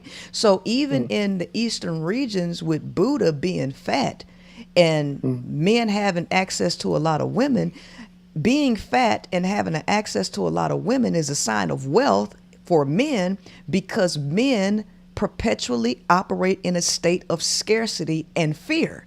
So Confucius said that men are moved by two levers and two levers only, and that is fear and self-interest.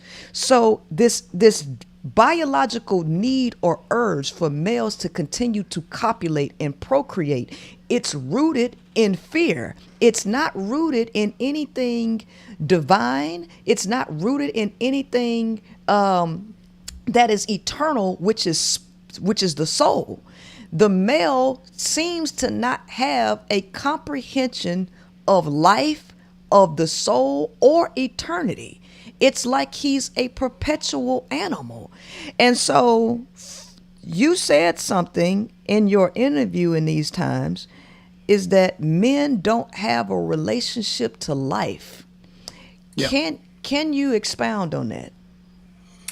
Oh gosh, I mean, it's interesting. You talked about men don't have a soul, and you didn't quite say that women do have a soul, which is what I would want to kind of go to. So the psychological Jungian distinctions would be something like men have spirit, That's right. okay, women have soul. And soul is a connectivity, okay, and spirit is a very narrow self-assertion, the need to assert yourself. So men are constantly being spiritual, which means just acting out their testosterone at high levels, okay, of civilization or whatever. Women are busy doing soul. And so Jung is saying that if men can't connect with their souls, okay, they're going to end up like the lunatic God of the Old Testament. So this comes out of a paper by Jung called The Answer to Job. Okay, in the Old Testament, Job is complaining to God and he's saying, why have you brought all this suffering on me? And God kind of comes back at Job and kind of goes, well, that's because I'm the creator of the universe and you don't really get it. And he's like justifying himself, right? And then Job is silent. And Jung's looking at Job's silence. And then it says, and Job was silent. He doesn't give in, right? And what Jung says is in that silence, Job is saying to God, you know you're an asshole. Right. Okay? You know, as a God of the Old Testament, you're violent, you're genocidal, you're brutal, you take life, even while telling us not to murder. Right. There is something wrong with you, God, and I'm just pointing that out. And then he says, but Job is silent because he hears God saying, you know what, you're right. You're right.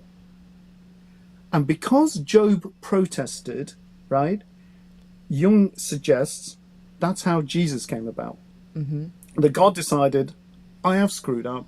I need to bring an entirely feminine spirit, the wings of the dove, and that's how Jesus comes about. Jung says if men don't protest against their craziness, because we are like the God of the Old Testament, if we don't protest against it, we will never get to the Jesus position of peace and love and sacrificing the ego on the cross.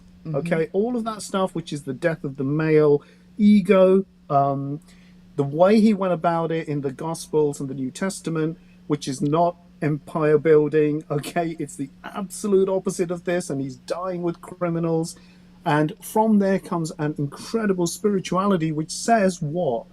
Women and children, the Virgin Mary and the baby Jesus, have now got to be part of civilization, and they have to be honored and worshipped and valued. And then Jung goes on to say, but this didn't change the male psyche. All right. So you had all this stuff. Poor old Jesus dies on the cross. Okay, it's like, come on, you have to sacrifice yourself. You have to crucify the testosterone. You have to crucify the biological nature and find a different spirit that is not the Old Testament, angry, beating up God. You got to find something else. Crucify your egos. Yes. And respect Mary because, she gave birth to me, and respect kids. Yes. And everyone's going, oh, yeah, and the Catholic Church make her, the saint and all this. And meanwhile, there's World War II and there's inquisitions in the church. And but so Jung's kind of going, all right. Men need to get in touch with the soul. All right. They need to get in touch with the soul. And that will be some way of integrating. But it's not get the woman. Okay. It's integrate your soul. Do the intrapsychic work. That you have a violent male archetype, that can only be appeased by the feminine archetype inside you. Make peace with that. Make peace with the woman. All right. They are not the enemy. They are not the thing to be controlled because they experience life and you don't. Okay. They are the ones that men need to embrace. So, no, men are like the Old Testament God, and they act out that kind of craziness. They give laws, the Ten Commandments, in order to control men. Exactly. Okay. And Jung kind of comes along and says, well, there was a reason there was this New Testament. Okay. We kind of needed a New Testament. The old one was like a bit sadistic, like seriously, blatantly. God's even beating up the people of Israel, right? Yes. And that's his chosen people. It's like, God, give them a break, God. Come on. What are you doing, right? It's like, no, you're going to go into exile. You're going to go into diaspora. It's like, come on, this is a bit harsh, right? But he is, and that's what he does, and he's a he. And Jung's kind of going, well, everything changes in the New Testament. So where are we with that? Where is Western society with that? Right. Where is Western religion? Where is Western Christianity with that? Has it understood the feminine roots? Right. Or is it trying to wrestle with, we can't have that. So yeah, there is a battle, but men do not. So men are still struggling in spirit. Okay. They're still trying to self-assert. And in the Jungian frame, if you go back to the answer to Job, that's just going to lead to an Old Testament God kind of thing, constantly justifying yourself, right? God saying, oh, I created the universe. You don't understand, Job, why they're suffering. And it's like men explaining themselves again. And it's like, shut up. What you're doing is sick. It's sicko, Yes. all right? Just stop. Yes. And Jung saying, no, they need the feminine. The Old Testament God needed to find Sophia, who is a goddess of wisdom. Yes. And wisdom is what is kind of missing in the Old Testament. So that's kind of Jung's psychological resolution of that. You can actually get the answer to Job as an independent paperback on its own, but it's in the collected works. But yeah, so there is, again, Princella, men know this. I'm not saying anything new here. That we don't have a relationship with life. We're terrified of death. We are worthless. That's our feeling. And we invent things to feel worth. We build bridges and feel something. But it hasn't brought us into a relationship with life. So let And me we ask you don't this get question. life. So because you're saying this, I'm changing people's perspective gradually, but a year and a half back in 2016, I came up. A concept hit me. It just came out of thin air. It just came out of the sky, and it's called the 5 components of love. I have figured out the structure of love. That love is not just one thing. It's made up of 5 elements, and in order to call it love, it must have these 5 elements in play.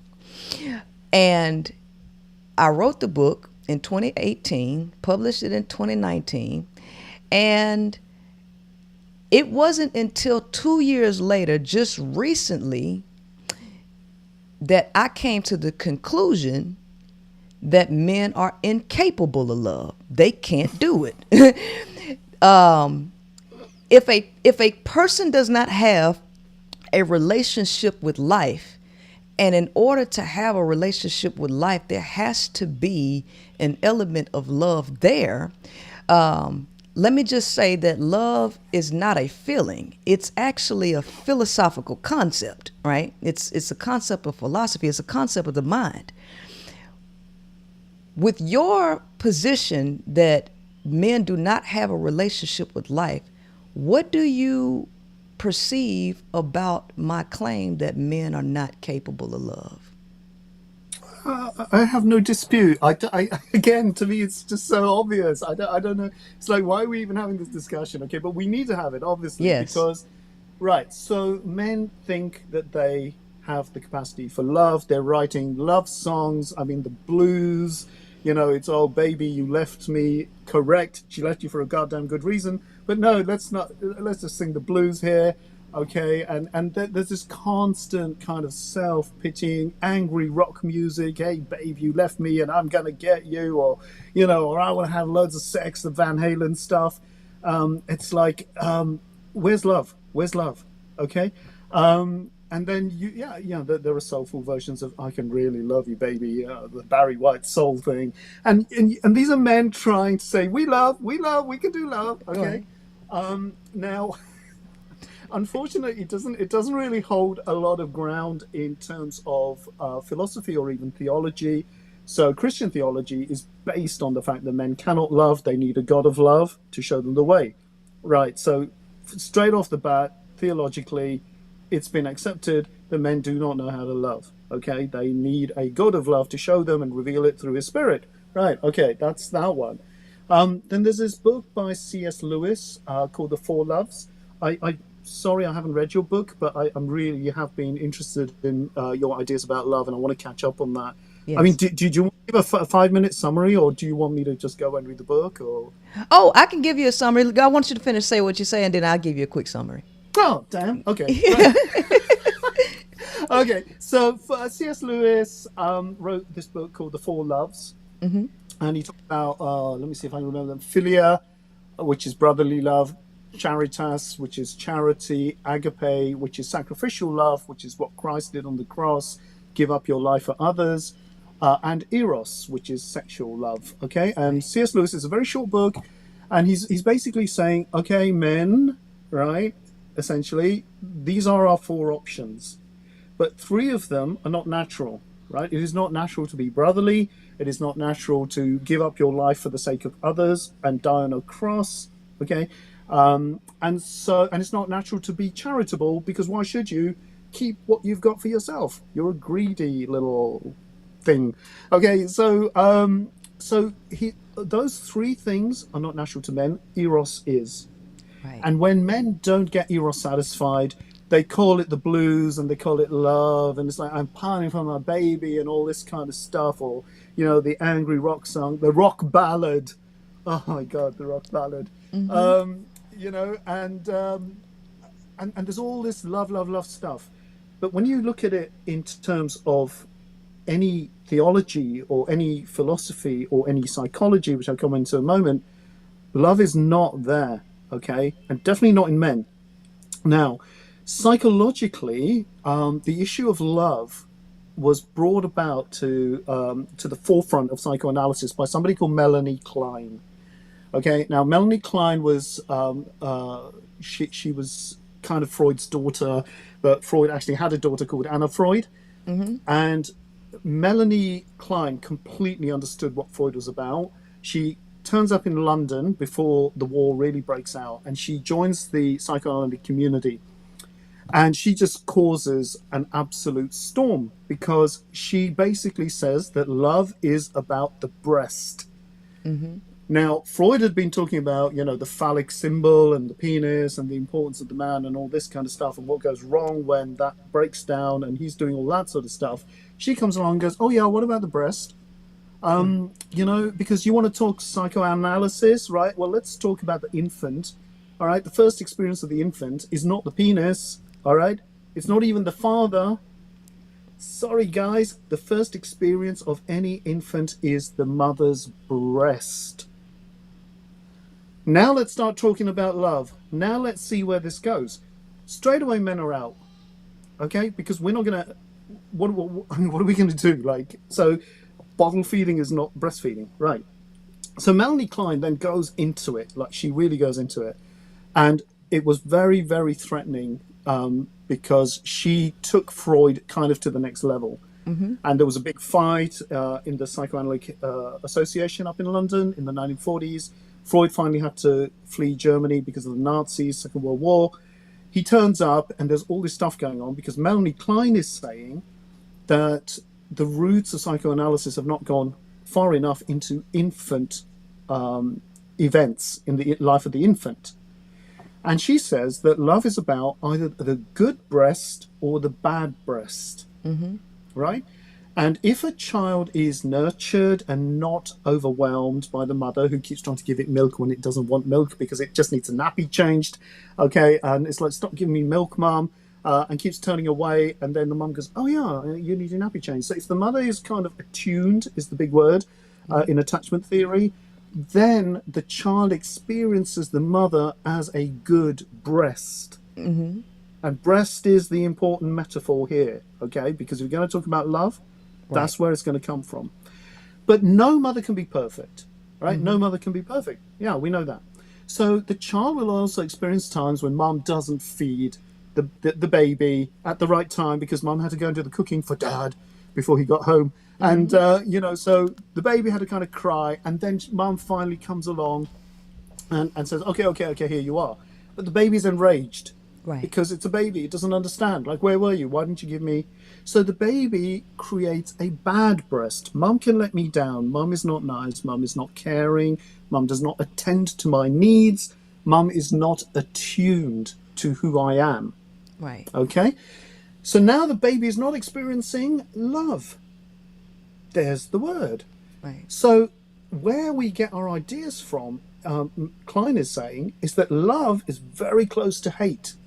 And this goes right back to the infant mind, because if an infant doesn't get it, okay, it rages. And if it keeps not getting it, the rage turns to hate.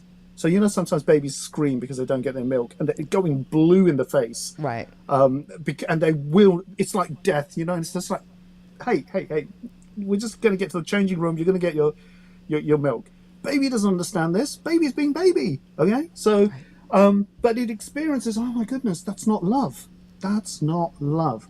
Right. So Klein says, if we all carry the good breast and the bad breast experiences, now fast forward to adult life. And guess what? If we don't get our needs met, we're not being loved. Okay. Right. And we force on the other person to be the good breast. Give me my needs. Give me my milk. Give me all the things I never got from mom. Give me all the things I never got from dad. Right. Give me the love that I never get from society, from school, from jobs, from work. You, one person, give me the love. Exactly. And you think, how the hell did that happen? And what we are looking for is the mother substitute. The one person who was feeding us. The one person.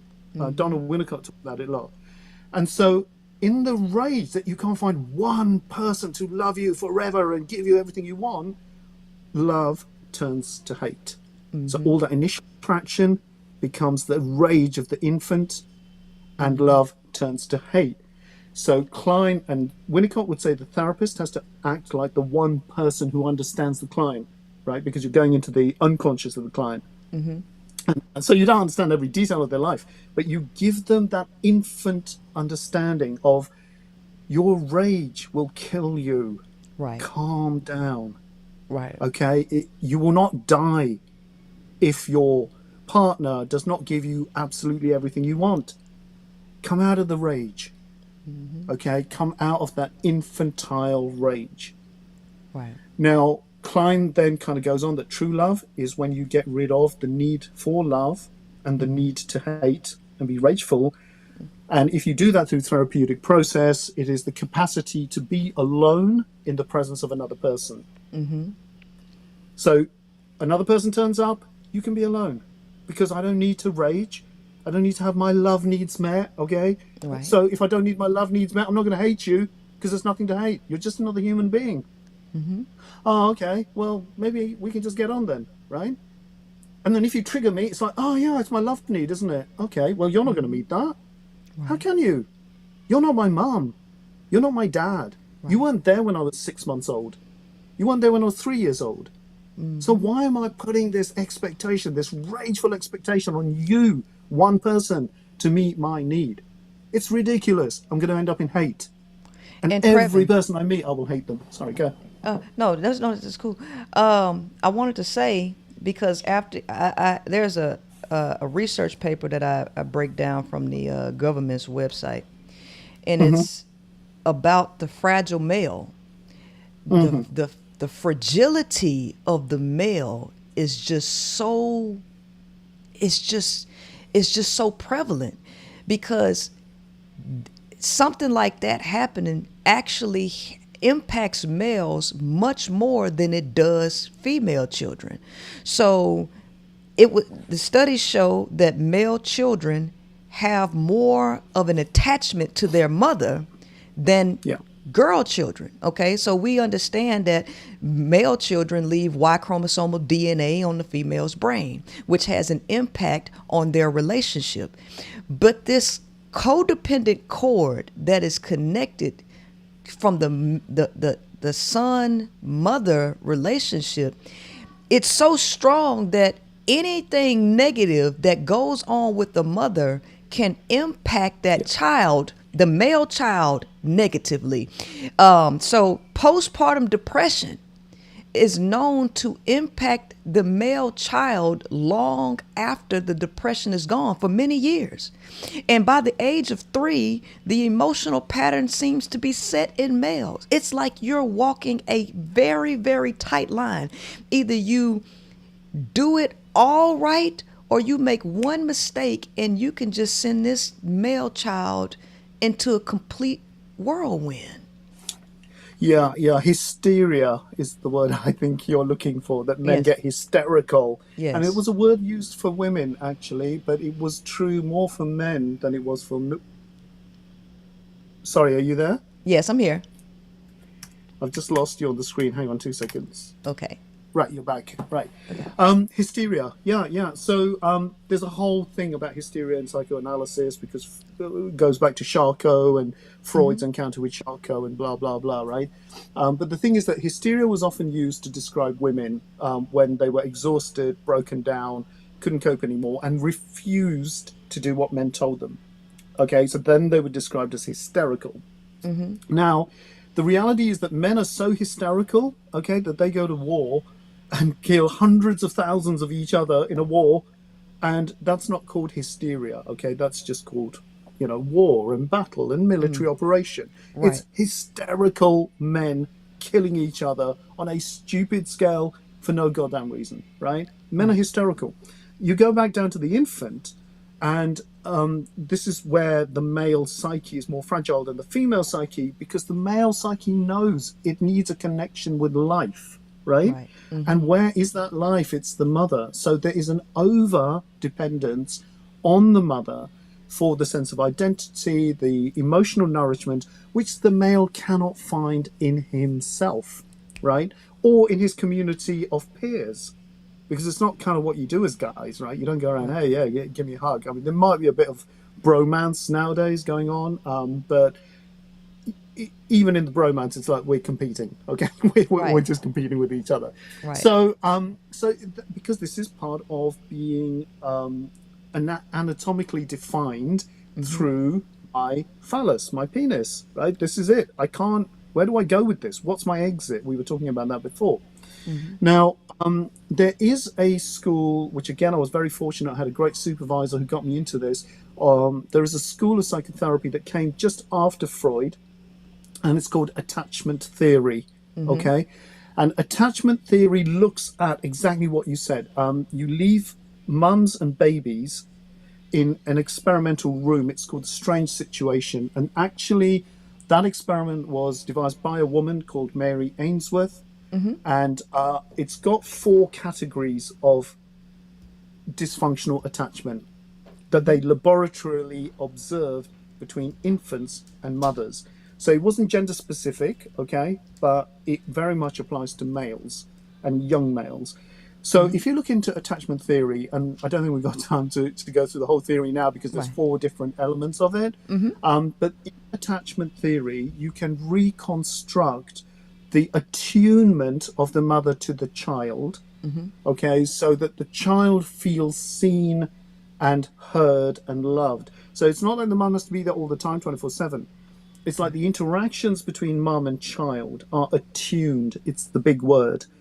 And how you develop that is the whole of the attachment theory. But I'll give you a very quick glimpse into it. Okay. The healthy attachment, okay, so what they do is they get the mum and a 5-month, 6-month-old baby. They put mum and baby in a room, sitting on a chair. There's toys in the corner, right? After a while, baby gets bored with mum, right? Wants to go down on the floor, then sees the objects and starts going over to the toys. Then they ask the mum to leave the room to see what happens to the baby, okay?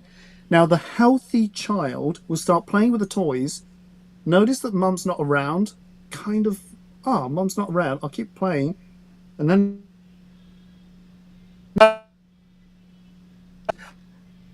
Oh, you're going out. Oh, you're going out. sorry. You were going out a little bit. Can you repeat that? Yeah, yeah. So you leave the baby. The baby plays with the toys. Did you get that bit? Yeah. Yeah. Mm-hmm. Uh-huh. Okay. And then mom leaves the room, right? And then, so what happens to the baby next? So the baby is playing with the toys, looks around and thinks, mom's not in the room, and keeps playing for a little while, and then looks around and goes, mom's not in the room, and just cries, mom's not in the room. Oh, mom's not in the room. Okay, so you got this baby now explodes in tears and is crying his or her eyes out because, mommy, where are you? When mummy comes back, she embraces the child, okay, and the child calms down. And then if you leave them two together in the room, the child, after calming down, goes back on the floor and goes back and plays with the toys. So what does attachment theory learn about the healthy one? Okay, the healthy relationship is that the child can express its needs and the mother meets the needs at the time the child experiences it. Right? So the mum's not all over the child and all that kind of stuff. It's like, and so if the child feels secure, and so the big word is the secure base of the child, the emotional, psychological secure base of the child. How do you get that? What does that look like? And it looks like this. If a mum has an attuned relationship with the infant, okay, and you leave the infant on the floor, the secure based child wants to play with toys, wants independence, feels secure to play with the toys, right? If mum goes away, Hold on just a second. I'm listening. yeah, sure. I can hear you.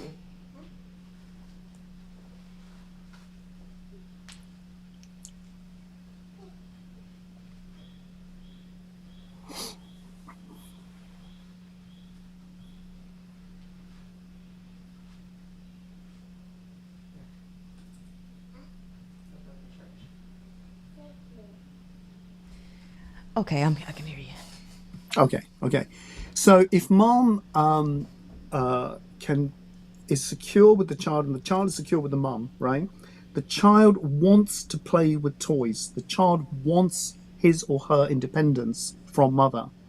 And mom lets the child have their independence and their play space, right? If mum goes away and the child is distressed and mum comes back, she can repair the damage of the abandonment experienced by the child. So you pick up the child, it's okay, darling, I'm here, I'm good, cuddle, cuddle, kissy, kissy, calm the child down emotionally. Okay, the holding is very important. And then what does the child do next? He doesn't go, oh, mum, yeah, I'm not going to leave you ever. The child goes, yeah, great, mum's back, I can go and play. So that's a secure child, okay? So the child has its needs met at the right time. Now, what they worked out from this is, okay, moms can repair any damage done in unavailability or like postpartum or, because they're doing two jobs or because they're cooking and cleaning as well as doing a job. And they can have an attuned attachment to the child if they connect with the child, with the infant. So back to the male, okay, there is a possibility to have repairing relationship based on attachment theory, because there's a guy called Karl-Heinz Frisch, and he set up a parenting clinic for mothers with postpartum in Germany to help them restore the bond, the attachment bond that was broken up with their infants at birth through cesarean or through difficult birth, or just because a mum can't relate to the child. Right. Now, if you can do that with babies, you can do it with boys. Right? So here we go again, right? So yeah, the boy is biologically determined, but hey, we've got a ton of models out here, right, that nobody seems to be talking about, God knows why, but you can actually work with the male psyche and the boy Right. and help him to develop a secure base, which is, I have needs. I am a boy. I do find life terrifying. It sucks, right? All my friends are competitive, or I have to compete against them. And then I have to come back home and kind of feel good about myself, right? That's Right. my life. If the parents can intervene in the right way, at the right time, and respond with psychological contact, you can pull the child away from basically delinquent behavior or delinquent traits of personality. So there are models that can help the young boys. But yes, you're right, they are very fragile. They are existentially, they know what they're in. They're in a life with no relationship to life. And the only thing they know for sure is death is coming. And what are they going to leave behind? Like, what are they going to leave behind in terms of, are they going to say, yeah, I gave birth to 2 kids? What? Are they going to leave behind an empire? What are they going to leave behind? And now, socioeconomically, what are men going to leave behind? Right. Because they're just getting trashed. Right. So it's a very hard situation for men to feel anything. But the attachment theory models, and there's like 3 other types of dysfunction. So I gave you the healthy version, and then there's like 3 experiments where you have the dysfunctional ones. And then once you identify the dysfunctional attachment relationship, you can repair it and restore it back to the healthy functioning one. Right. So the boy can experience his needs. He can express his feelings. He is allowed to do that. The parent consoles. And if they're young, it's holding. If they're older, it's communication. Not like, oh, come on, be a guy, or talking them out of it. Right. It's like, yeah, this is crap. This is crap. Let's think this out together. We're part of a team. Okay, let's figure it. And if you have that attachment approach, you form attachment with the child, and then you're shifting their psyche into a different place. They become more relational, basically. Can I ask you this question? How does that work in relation to something happens in the male's brain that cuts him off from listening to or valuing women? And I don't know what age that happens. I don't know if it's a result of testosterone, but somewhere along the male's development, he stops listening to or being influenced by women. Can you expound on that for me? Yeah, that would be social anthropology. Yeah, so that's about men wanting to do men things in men's way. So if you go back to agrarian cultures or tribal cultures, Hold on just a second. Hold on. yeah, sure.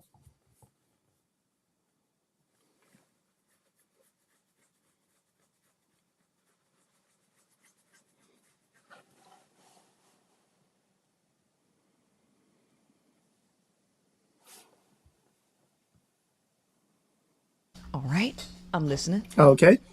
All right. So if you go back, social anthropology, if you go back to primitive cultures, hunter agrarian cultures, okay, men are taking young boys away to have initiation ceremonies, which are pretty brutal, to help the 14-year-old boy become a man. And what does that mean? It means that, you terrify the hell out of them, but realize that they can survive death. That's like interesting, isn't it? Psychologically, Yes. why would you do that? But this was necessary for the male psyche to help boys become man, to define this moment where you can't act like a little boy anymore, and you are now part of the tribe. You are part of the men of the tribe.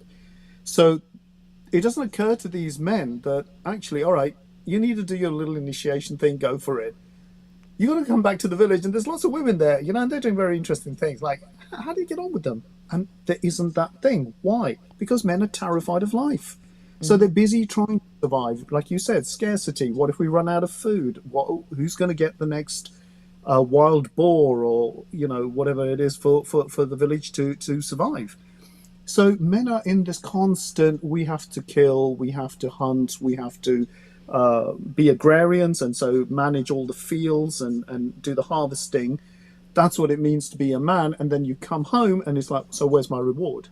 Right. Right? And it's either sex, or it's either mum come and look after me and, pamper to my every needs, or woman look after me, wife Right. look after me, and pamper to my every needs. So there is a social anthropology side to this question of why do men cut off from women, and that's because it's inherent in survival mechanism, right? That isn't necessary anymore in capitalist society, which of course is getting globalized, right? So men, the whole hunting concept has changed.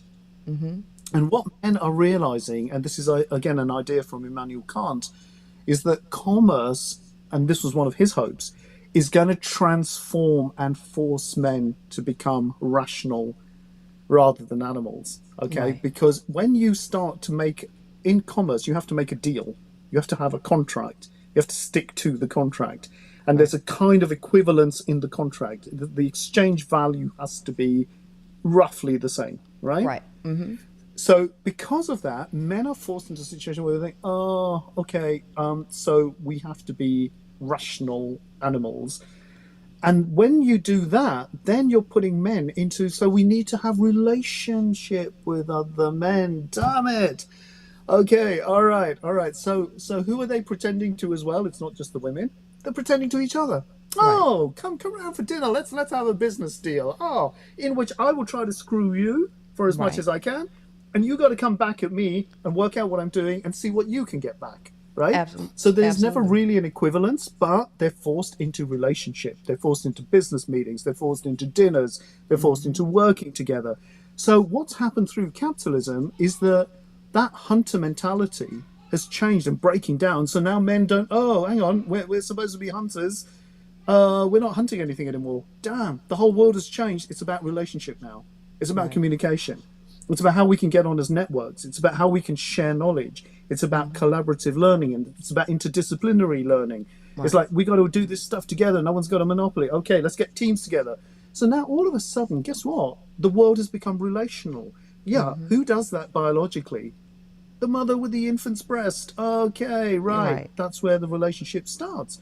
So men, this is what I said about the collective psyche of men being pulled into a crisis, because men have got no choice. We have to find the relational capacity that is natural to women biologically, and we have to transform ourselves. Okay, and there's no options really, because otherwise the planet collapses. Now you have this big minority of men who do have the education, who are trying to make a difference, who recognize we have to be relational. They don't want to support hierarchical systems of obscene inequality. Okay, and they're trying to do all of that. And they are the ones that are going to be more open to feminism. They are the ones who are going to try and say, yes, we need to address racism. They are the ones who are going to say we need to reform systemic racism and systemic misogyny. They're the ones who are going to go out there because something in them has got it, right? Right. They've got their souls. It's like, the shit doesn't work being spirit and assertive. Okay, we need soul, because otherwise we're screwed. So there are many, many men, but not enough, Right. who are trying to bring about the reforms. And if you even think about the reform of slavery, it wasn't black people getting their own emancipation, because they were just getting shot all the time. You tried, right? They were just getting killed. It was people in Parliament saying, this is horrendously obscene. This is morally obscene. We have to change the laws of Parliament. And even though they gave black people rights and recognized them as citizens or whatever, and it was all artificial and they didn't really give a transfer of power, right? Right. Men are now in the same position with women. They're like, this is morally obscene.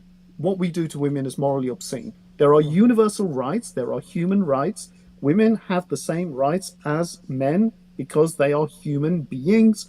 And, oh my God, they relate. And we're having to relate. So men are going to have to get into a place where they have to reconnect from the disconnect, okay? And they're going to have to find a way to, back to Jung, get in touch with their feminine side, or at an archetypal level, not in the person, and figure out, I need a totally new toolkit. And this is where I said in my interview, I have to work at being a 3/4 decent man, and on a bad day, I'm down at 25%. Okay. Right. Most of the time, I'll probably average out at 50-50, right? So, and all the time when I do my professional persona, like this bit, yeah, I can do it. What am I like when I'm on my own? What am I like when I'm off screen? What's it Right. like to live with me? Don't even go there. So, so that's the kind of thing that men are dealing with. That's what I'm dealing with. It's like, why am I such a different person off screen? And how can I feel better about myself and my life and my existence? Right. And I'm not super enlightened and illuminated. I haven't seen the way, and no aliens have told me anything, right? Right. But I think this is where men are. They know, we have to shift. We have to male shift our psyches. And so there is hope that at that space, it will be obvious that women are equal, and there won't be any need to discuss things like gender pay gaps and inequality and how the roles are worked out at home and at work, because it will just be obvious. And so the systems potentially could get dismantled. All right. I don't want to Yes. get too idealistic and revolutionary about it, because, that's just idealism. The hard work is we need to get down to psychology. Right. Right. And that is a battle. When people come to therapy, the first reactions to the therapist is resistance, it's denial, it's a deflection, it's projection, it's hate of the therapist. That's psychological work, right? Yes. That's what men have to go through. Right. This is our little deal with life right now. Absolutely. And I wish them the best in trying to Thank you. figure that out. Yes. I tell women that that's a man's job to figure out on his own. You cannot save him from himself. There's nothing you can do. He has to do it on his own. Right. And men have to be placed in a position where they have to earn, because men just do not they don't understand talking, but they do understand withdrawal of resources, withdrawal of reward. They understand that, and so if they don't get reinforced, it's like you have to train males like dogs, and either they want to be dogs or they want to be human. That's a decision that they're going to have to make. Yeah. And and when you say it like that, I mean, I can see people turning that into, oh, it's so extremist and so on. Okay. I think the principle of what you're saying is correct. Where I would go with that is, and you may disagree, is that I think it's too big of an ask to ask women to entirely give up, as an 100% withdrawal. I think what women need to do, if they find a ground of their femininity, all right, whether it's divine femininity or community femininity, that they take charge of their sexual relationships and dictate the terms, because you can, right? Because the man wants something you have. So think about it in terms of commerce. You dictate the terms, right? Because you've got the thing. That guy over there wants it. So now you start talking. You've been told you can't. You've been told that you've got to be the slave. You've got to, if you want sex, you've got to do this and that and the other. Well, actually, no. So why don't women dictate the terms? Why don't they say, well, actually, yeah, you're physically attractive, but you're a total asshole. So, we can see each other once a week, once a month, whatever, but I am not getting into a relationship with you. But hey, the sex is fantastic. So let's get our rocks off and have a great time and have the pizza and the wine and all the rest of it. And then you're out. Okay, just go. And that may be slightly more humane, but your principle of withdrawal is correct. Because what you're saying is then you accelerate the crisis in men to have to face themselves. But then the question I would ask you is, what would you want to see? At what point in men would you kind of go, oh my God, they've got it, we can go back in relationship with them? What would you want to see in men? Well, they would have to be able to stand totally alone. A person who cannot stand alone, which is something that is really biologic, this void that's biologically wired into men to form codependent relationships with women, they end up draining these women. And women do not have enough self-control and self-discipline to not be affected by these chemicals that men impute into their bodies. They're very, very subjected to it. And women can easily get disillusioned and fall right back into a warp space where men are controlling them. So in order for you to really set up a relationship with a man, first and foremost, a woman would have to get rid of the idea of monogamy. Throw that all the way out of the because you need a community to control men. And I believe that if men elevate and become self-disciplined where they can stand alone, I believe that a community of women should share that one man. And if he gets out of control, that they have the power to put him back in control. But a woman doing it by herself, I just don't see that. I just don't see anything changing from that. Yeah, that is really, really interesting. I think what the baseline of what you're saying is, men need to be able to have the capacity to be alone. And that could do with a lot of unpacking. It's like, so what does that mean? Like, what does that visually look like for women? What is this man alone stuff translate as?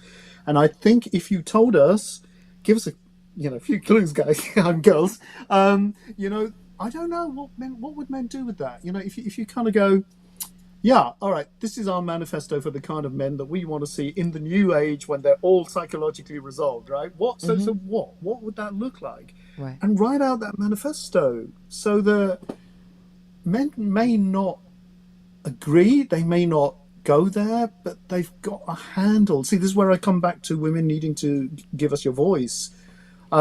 Because, you are part of the soul that we're looking for. So you're not the complete answer. I'm going to find my answer in you or the woman, Right. but you have a voice. You represent an energy. You have data and codes and information that we need to hear and digest, and see to what extent that it can fit with our psyches or not. So if you go back to the alone man, I think it would be really interesting, like write a book on it or something about what is that resolved man look like.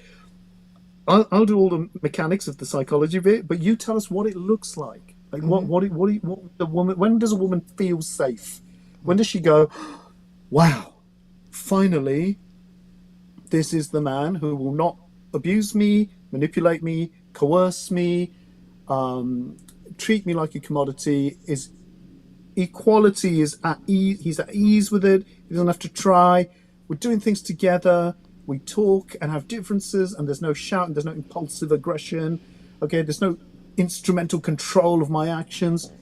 He's just chilling with me. Like, okay, so what does that look like? Well, Previn, let me Like, ask you this question, because you just described what I would say is a fairy tale and a unicorn. Now, how would you, okay, let's take you, because you seem to be very self-aware. You seem to be a person that a woman could start a relationship with. You are the unicorn in this community, okay? How much energy and effort has it taken you to operate in a way where you can allow a woman to be free without the sense of that you're owning her, controlling her, and all of that you need to, because it's so scarce that, I got my resource, because I tell women that women are a resource to men. It's not that you're not human. To you, you're human, but in the eyes of a male, you are a resource. So how does the male go from seeing a woman as a resource to seeing her as human and treating her as human? How much energy and effort does it take for you to be who you are right now, Previn? Yeah, I'm just trying to think, because I think Chrissy asked me the same question. She said, how did you get away from it? The thing is, my dad, both my parents are from India, okay, South India. And my dad was into Gandhi, and he was into yoga, and he was a vegetarian, and he was quite an intermediate to high level yogi in terms of the postures he did. He was massively into the breathing and all that kind of stuff. Then he kind of went into Buddhism. Then he went back to Christianity because he was brought up as a Christian, but then reacted against it, went into Hinduism and Gandhi and all that.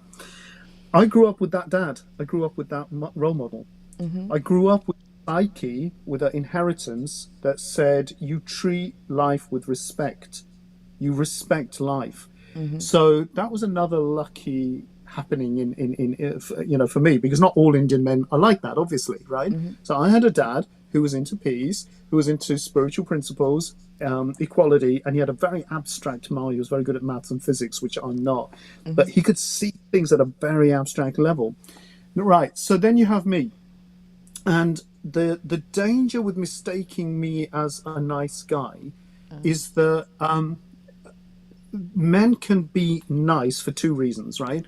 One is they are incredibly psychologically aware. They've done all the introspective work, and they're like, just easy to be alone with themselves and all this in the presence of the other person, the Klein-Winnicott position. All right, maybe that is possible. A lot of nice guys like me react against the male psyche in its sadism. We refuse to be sadistic, right? And we especially refuse to be sadistic to women or children. And this is our protest against the masculine psyche of sadism. But guess what? That makes us masochists. Not sadists, masochists. Right? So we are developing a psyche that says, I don't want to be a sadist, so I'm going to be a slave for all equality rights for everybody else, especially the women, right? I'm really going to think about their empowerment and encourage them to do courses and improve their careers and be free and not trapped in the house and financially independent. And if they're not, I'll take them everywhere and I'll drive them and give them lifts to work and you're financially insecure, just come on over here, I'll look after you. But it's not a genuine resolution of the psychological issues. It's masochism, where men humiliate and punish themselves because they don't want to be sadistic. So there is one guy who keeps commenting on the YouTube, and he let slip in one of his comments that he was actually in an abusive relationship for many years, and physically abusive relationship. And that's why he's now so angry, because he's saying, why are you talking about misogyny? You should be talking about misandry. You should be talking about women hating you. Right? Now, I refuse to use the term misandry, okay? Right. And we could have a whole 3 hours on that. Oh, no, because I tell women there's no such thing as misandry, that's really just men's projected self-hate onto you. That's it. Okay, cool. All right, so let's move on back to men. Yeah. Okay, so what they are talking about when they say, women hate us, women abuse us, women are physically violent to us, my question to them is, why did you go into that relationship? Why did you stay there for as long as you did? Okay, and how did you get out? How did you exit? Because that's going to tell you a lot about yourself, isn't it? Right? And actually, you're not the nice guy who was heroically trying to please the woman. Right. You were suffering from a masochistic complex. Okay, so let's be clear. Sadism is inflicting pain on other people. Masochism is inflicting pain on yourself. Okay? And this is actually dangerously modeled in the whole Jesus on the cross thing, because that's a very masochistic act. I die for other people. Okay? I'm going to die on a cross so that other people can live. You going out? Yeah. Can you? I think. Can you hear me? I can hear you now. Yes. Can you hear me? Yeah. Okay. Sorry, it could be my Wi-Fi. All right. So where did you lose me? What did you do last? Dying on the cross for everybody else to live. Right. Okay. That is quite masochistic. Okay. Psychologically, that is a profoundly masochistic psychological position. Right. But this is what the nice guy does, right? He's not nice. He hasn't resolved himself psychologically. He has taken up a model. It could be Christianity. It could be self-renunciation in yoga, like my dad, okay? But that is not really discovering their masculine integration with the woman. That's just being masochistic. We're just thinking, I don't want to be a shithead, okay? So I'm going to punish myself masochistically. I'll take all the pain that other men don't take. I'll take all the beatings. I'll take all the abuse. Now, what happens next is, so first of all, they end up in heroic complexes. Because, I'm the nice guy. Let me save you. Look at me. Look at me. Look. Can't you feel the vibes? Come on. Right. There's your seduction. Then it's the heroic, God, because I really listen to you. Yeah, I'm a psychotherapist as well. I can really listen to you. Okay? So now it's like, oh my goodness. No, because what will happen next is Wi-Fi. so that they can't. Sorry. So yeah, let me know when you lose Wi-Fi. Okay. Okay. So I will start to frame that in a way that I keep giving because I'm punishing myself, Right. and I can't express or manage my own needs for my time or what I need as a man. Okay, which isn't always sex because I'm the super enlightened one or whatever, or I'm masochistically denying myself. Right. So what happens next? What happens next is the masochism acts out. You try to be the hero for the woman. The woman thinks, this guy's just soft, What have you done? You have enabled her to take more and more and more and more. So it's like, hey, this is really nice, And now suddenly you're in a position where the woman's going, you didn't do this. You didn't do that. You usually do this. You used to do this at the start of the relationship. Oh, what happened to you now, Mr. Psychotherapist? You're another crappy little human being, right? And then they get, because the masochist sets up the ideal, and now, like you said earlier, the women get the expectation, they get angry, and they start to act out. Now, what does the masochist do next? Does he leave? No, let me take more pain. Let me take more pain. No, we can work this out. We can work this out. And so all the time, what's happening? Resentment, hate of women.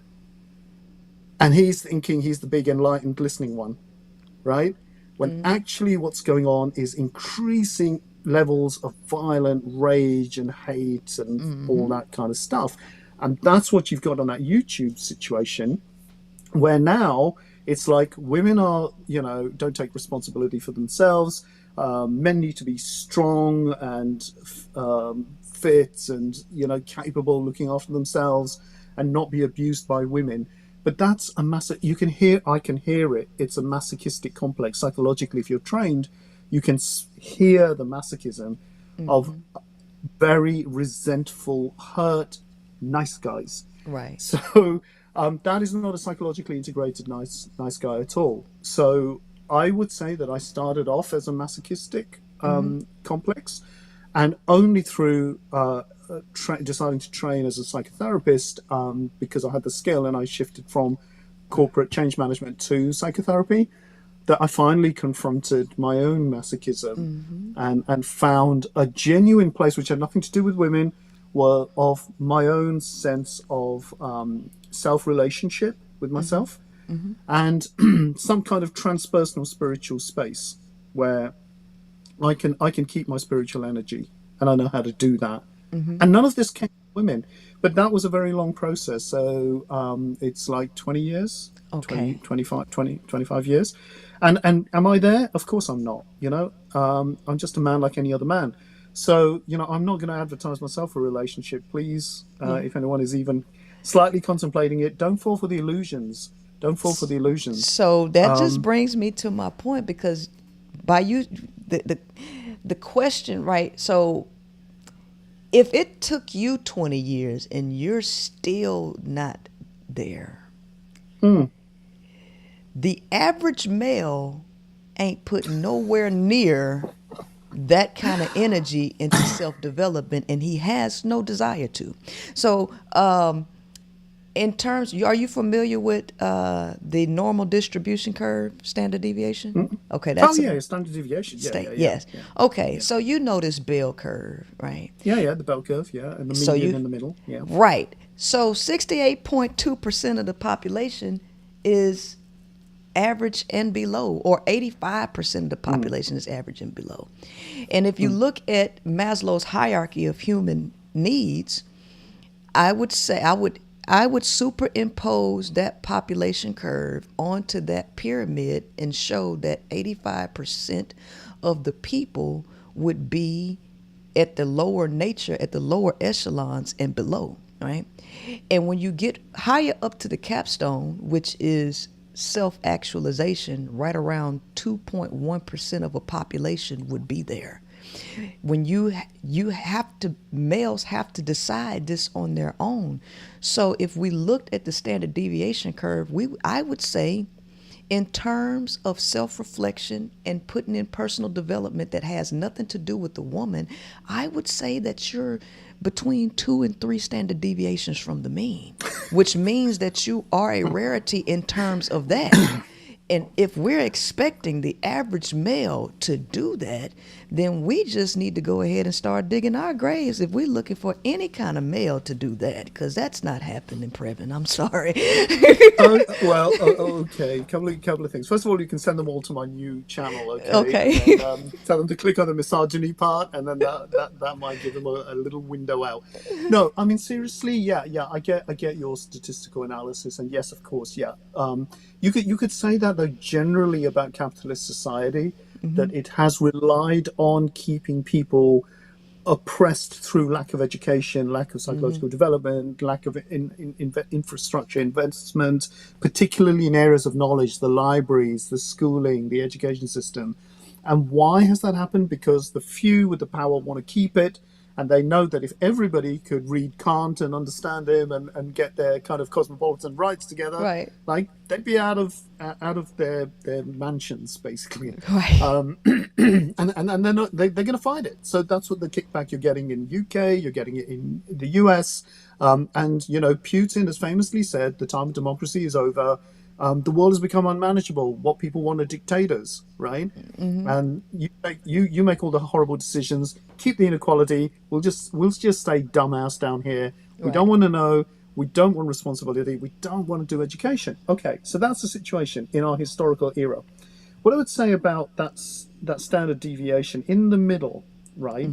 When you said about 80% of men are not going to do the work, I would say, it's been like that for ever since man existed, right?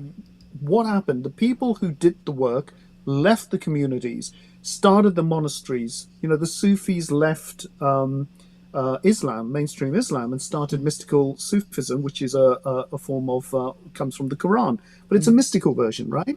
The Jesuits, the Franciscans, the Benedictine monks, they all left the church to be that kind of 2 or 3 away from the standard deviation, because they couldn't do all this corrupt, murderous, greedy shit that was going on in the Vatican and in the mainstream of church life.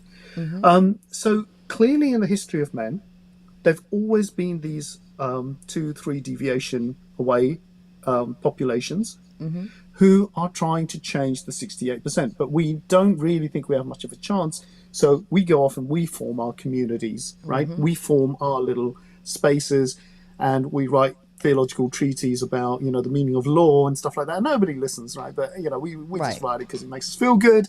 And then one day someone goes, Thomas Aquinas wrote about the law. Okay, yeah, it's a general law that can apply to Muslims and Christians. That's pretty cool. So maybe they're equal, right? Maybe Muslims are equal to Christians. So that's kind of how society has painfully slowly evolved. But it has evolved. It has evolved.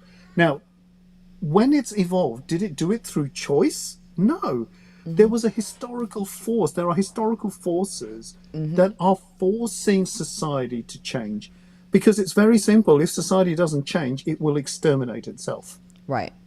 So that's the hope. Now, this middle bit, the 80% who aren't going to change, have now got the crisis of their absolute lifetimes. Because this time, they are the ones who are going to be extinct. Yes. Now they got a problem that the 2-3 deviations haven't got. Because we kind of worked it out. We know we've got problems, right? We're working on our feminine archetypes, and we're doing our spiritual stuff.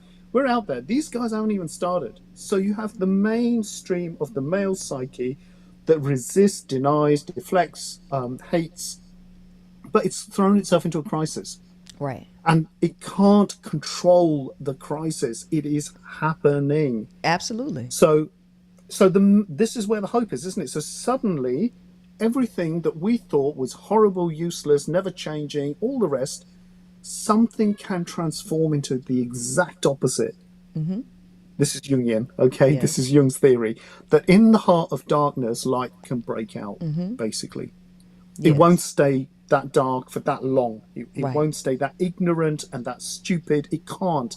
The psyche won't allow it. So yeah, you are having a concentration of more stupidity, more ignorance, more violence, more men trying to resist and fight. Definitely going on, but all Right. it's doing is it's intensifying that black hole, and then it's going to have to explode and become stars. Absolutely. So basically, then we're going to be the minority, right? Because the mainstream are going to go, oh yeah, come on, man, we got to get in touch with our feminine side, and they're going to be reading all the philosophy, and they're going to, Right. hey, women, okay, we get you, just leave us alone because we need to be on our own now, and we need to figure ourselves, and then we'll come to you, and okay, so that's a historical dream, isn't it? It's a fantasy, but the Jungian principle is that archetype will transform itself, and you won't be able to stop it. So I can give you a historical example of that. So Europe was always fighting. It was a country of wars. Okay. And then you had the First World War, and it was supposed to be the war that ended all wars. It didn't. Then you had the Second World War, and that was so brutal, so horribly, horribly brutal. So out of that came the European Union. Okay. The concept that never again will there be war on the lands of Europe, and that all the countries will find a way to trade and have freedom of trade and freedom of movement. So essentially, everybody is a citizen of every country, and you'll have one passport, one currency, so you can just move and get jobs and live or marry wherever you want. And for about 60, 70 years, they've held peace in Europe. Okay? It's fragile. It's fragile. You're getting dictators now, like Orban in Hungary. So the European Union hasn't solved all of the problems. And of course, Putin's invaded Ukraine. But it's kind of held. Now, that's an example of where the psyche says enough is enough. The Right. European psyche was just like, nah, this is nonsense. It's got to stop. And no more tanks on other people's soil, right? Right. So it's not a great example because the Europeans very fragile. Britain left it because we started becoming nationalistic and aggressive, and we want to follow the American right. That's what we're trying to do in the UK, because we think that's power, and that's also being white, which is a big thing over here, and British national identity, and where's it all gone, and all this sort of stuff. And it's like, sorry, people, the world has changed. The world has changed. And if you leave the European Union, you're a tiny little island with Right. zero economic power. And we are finding that out, right? Right. So what's going to happen now with the British psyche? Oh, we screwed ourselves. We were lied to that Brexit would bring us all this freedom and economic independence, and it hasn't. We're all getting stuffed with cost of living crisis, etc. La la la. We could be part of the European Union and make peace. So, national psyche is going to crisis. America is going through the crisis right now in its national psyche with the indictments of Trump. The 3-4. I mean, I don't know if Fonnie Willis has done hers yet, but it's kind of like America's collective conscious is in a crisis, right? So, what Yes. kind of nation are we now? Now, did psychologists bring that about? No. We're busy just earning our living and hiding in little rooms. So there is something about the collective psyche in history, which is what Right. Jung's big thing was, is that it will integrate. It won't allow extreme. You keep pushing it will flip and go into the opposite. So maybe there is hope for men. Maybe the male psyche will be forced of its own historical forces to just transform itself. And I'll be on the 2 median, 3 median away going, wow, look at those guys. Yes. They did it. And maybe I won't. Maybe I won't see it in my lifetime. But yeah, but you see the difference now. So we share the analysis, we agree with the analysis. My conclusion is different to yours because I'm working in a psychological space. That's what I've done for 22 years. Yes. Like people come to me with depression, I can't kind of go, hey, too bad, it's biological, man. It's like, no, let's work this out. You have a space. You have a space. It's a psyche. You have agency. You have freedom. Right, let's work out where you lost it. Okay, right. You have rationality. Where did you displace it to? How did you do that? Oh, now you can come out of your depression because you start to see how you got lost in it. Right. Cool. Happy bunny. So that's where I think we share the analysis, but we have different conclusions because I just do different work. Right. But I have no, illusions that, oh yeah, I can give you Jung's theory.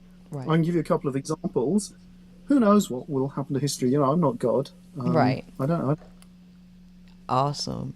Well, Previn, it has been a pleasure and it has been a treat for you to come over here. Really, we love you. You know, we have 2.1 thousand people watching this. Wow. Yes. So Wow. people were really looking forward to seeing you and hearing from you. So what I want Thank to you very do, much, Prince Ella. I want to allow 3 phone calls because I know people want to talk to you. So do you want to take a couple Oh, phone all right, calls? sure. Yeah, Okay. yeah. Go for All it. right. So I'm going to take only 3 phone calls. We're going to be respectful of his time. Have your question ready. Okay. And don't go around in circles. Know what you want to ask him. And I know specifically boy moms probably want to talk to him. So go ahead and call the line and you get a chance to talk to him. Okay. All right. Okay, let's see. We had, what time is it? It's 4:55 first. Okay, bam. Okay, hold on just a second. Let me get that.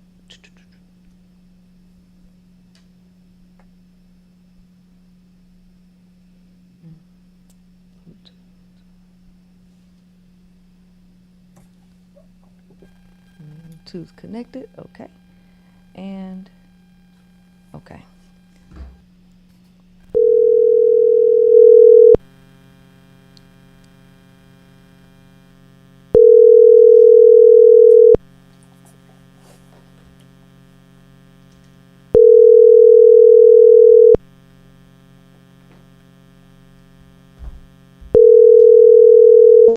Okay.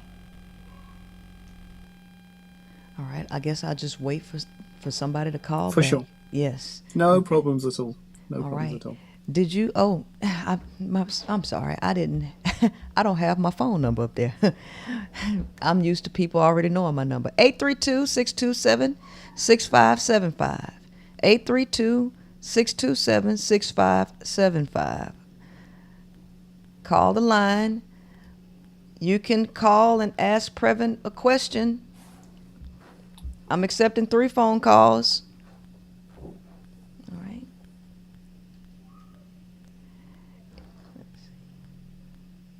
Okay. Okay, here we go. We got one right here.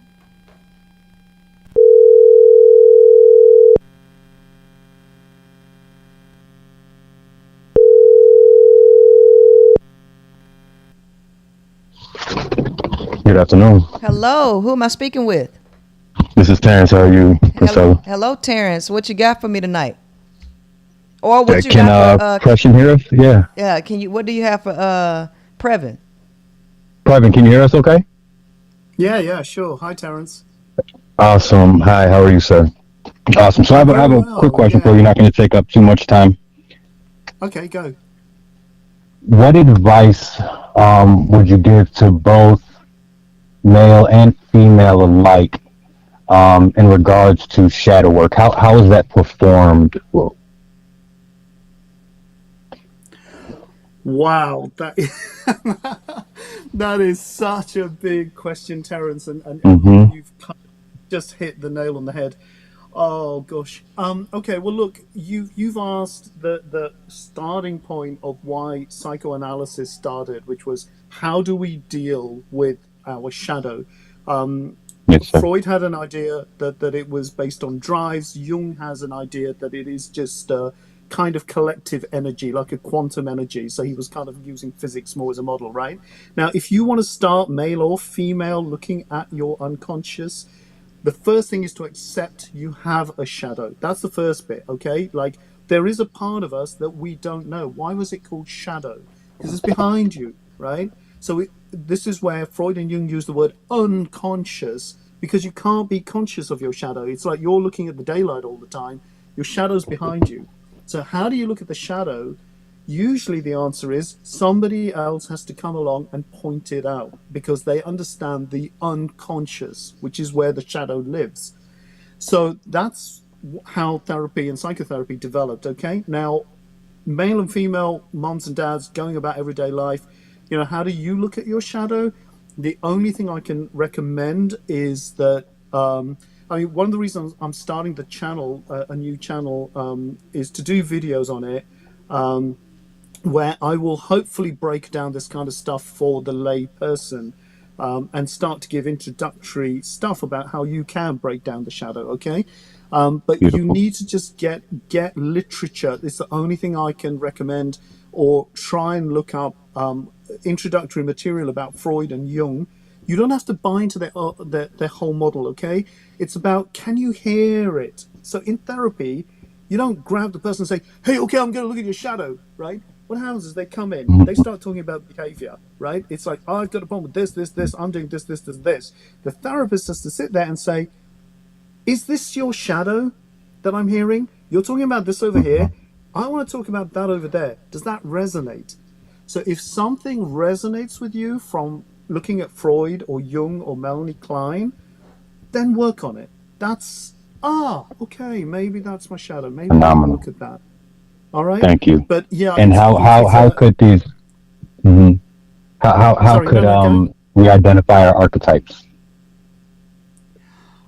Man, you are really asking the questions tonight, aren't you? So archetypes are collective blueprints, okay? And the way Jung identified archetypes was to look at collective movements in cultures. And one of the keys to the archetypes was to look at symbols that cultures use, myths that they use, because these are not rational, right? You can't, if you look at a myth or a mask or a totem pole, you're looking at it, it's doing something to you. At that point, it's not like, "Oh, yeah, we're having a rational conversation based on logic." No. Something about the totem pole is saying, you can have importance. So you kind of go, "Oh, okay, this myth, this way of giving my life meaning has importance." So Jung is going, I find these all over cultures. Okay, so that's one way of looking at archetypes. And he's saying, let's get into some collective cultural studies. Let's look at the way communities work. Let's look at the myths that they create, and you will see something archetypal happening. You take Princella's work, there's something archetypal happening there. Okay, Hmm. and then you listen to what she says, and then you can maybe figure out, okay, so this is not just the feminine archetype, but that it's working in a specific way, with a specific shape and a Hmm. form, intention. Now, the other way to work Beautiful. out archetypes is how Freud started. Listen to your dreams. What are your dreams telling you? Because dreams are not consciously controlled, okay? So, and it's very, very hard because we don't want to remember our dreams. Why do we dream? Because the ego doesn't want to confront what's really inside you. So we have dreams that kind of go, "This is what you're really like, okay, but let's just dream about it and forget it, because it's too terrible." And so Freud's coming along and saying, "What are my dreams telling me?" And Jung does the same. So archetypes and shadow can also be found in dreams, and dreams is where psychoanalysis started. So it's saying there is something in us that is massively weird. We need models for this, and they are not medical models, okay? Listening to dreams. And one of the interesting things about Jung is that he kept identifying with black people. He said, "I am a black person." He actually used the N word. He said, "I am an N," okay? In a seminar, it's in volume 18. Because he was saying, I don't trust anything else. I don't trust anything else. And black people understand dreams. The African race from which we all come from, they understand dreams. I want to listen to that because that's going to give me more information about archetypes and my unconscious than all of reading Freud or whatever. So that's another way you can go about looking at archetypes. It's either in the dreams or it's in mythical and cultural expressions. Beautiful. Thank you, sir, and thank you for putting this together, P. No problem. Thank you so much. All right. Okay.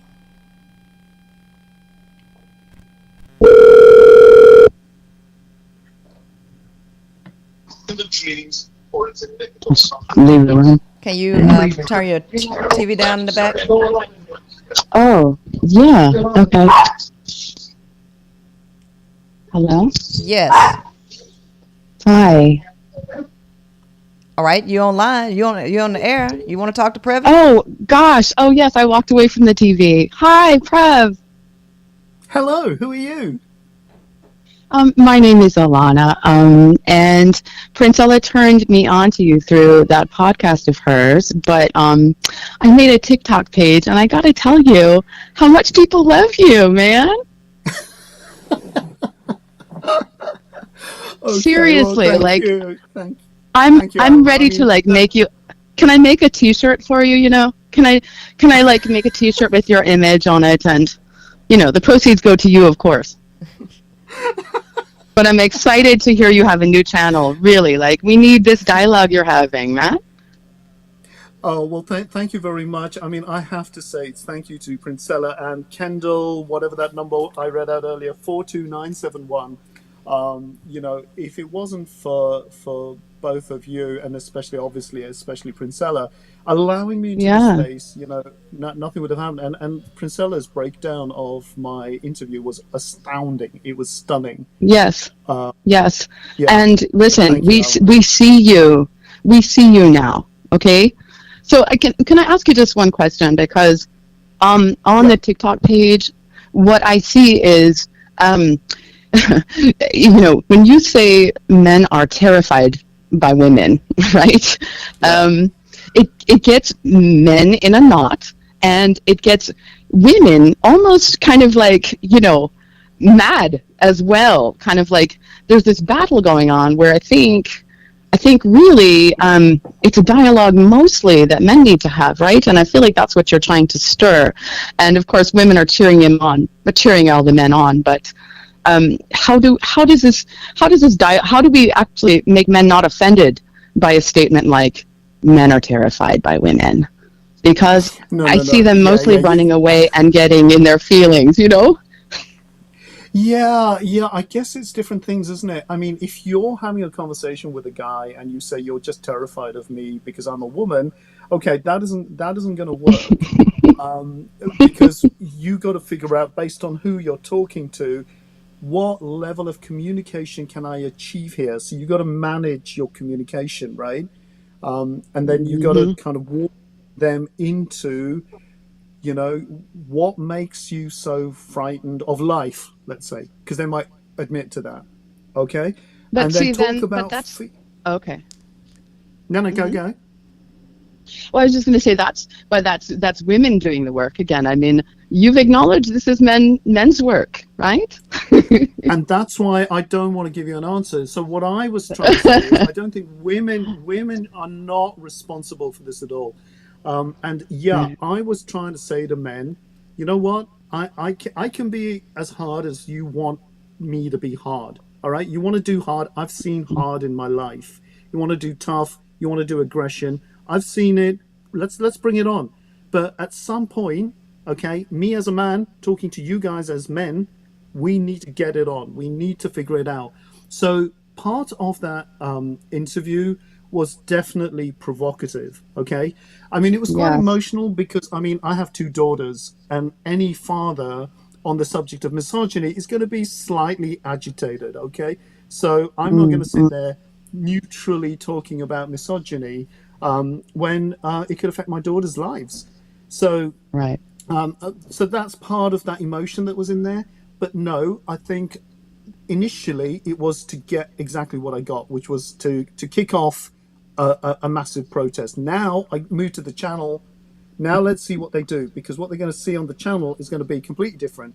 Because they're saying, "Oh, he's Ha. making generalizations. Oh, he doesn't have evidence." And all right, you know what? I'll do evidence. I'll cut out the Brilliant. generalizations. I'll draw you in as an individual. Just come along, put your comments on. Let's see what you Brilliant. got. Okay, and I so love that it. it wasn't quite a Okay. bait and a trap, but it was like Yes. a hope for provocation. But until Princella came along, it was crawling around, I don't know, 5,000 views or something. And now, Mm-hmm. literally in a couple of weeks, since, I'm all over Yes. TikTok, and the views have gone up 26,000.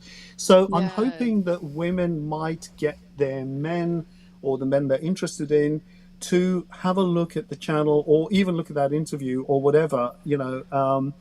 And yeah, if it's of any use, I don't, I said to Princella at the start here, I don't know how to add value to. Oh, you went out a little bit. Sorry. Okay. Can you hear me? Yes. Yeah. Okay. So I said to Princella earlier that I don't know how to add value to women on this subject because you already know what's going on. You know, the comments I'm getting are from women is, "Hey, we see this, we know it, we live it," and actually, it's a lot worse than even you've said. So I'm thinking, how am I saying anything new for women? You know, what am I? How am I making any difference to their lives in managing misogyny in men? And I don't think I did that because I was aiming at men, and that's kind of where I was holding my gaze. Hopefully today you can see that there are many other aspects that and many other models that women can work with as much as men, but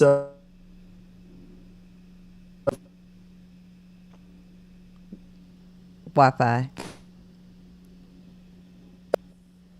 Okay, you're yeah, back. can you hear me? Yes. Yeah, yeah. Okay. So if women get anything valuable out of anything I'm saying or doing, any technical knowledge, you know, I'm grateful. But I really am not thinking of speaking to women in misogyny. This is for me about a problem with men. I think Princella today maybe got more out of me that could be helpful for women, but that's because Princella was leading the interview, you know. So, okay, if a woman wants to ask me questions, I'll answer. But my intention in the new channel is men have got a problem, and we need to technically slice and dice it. So that's the goal. All right. Well, Thank you. thank you so much for calling and asking that question. Thank you so much. I really appreciate this dialogue. Go on, Prev. All right. Bye. Okay. Let's see.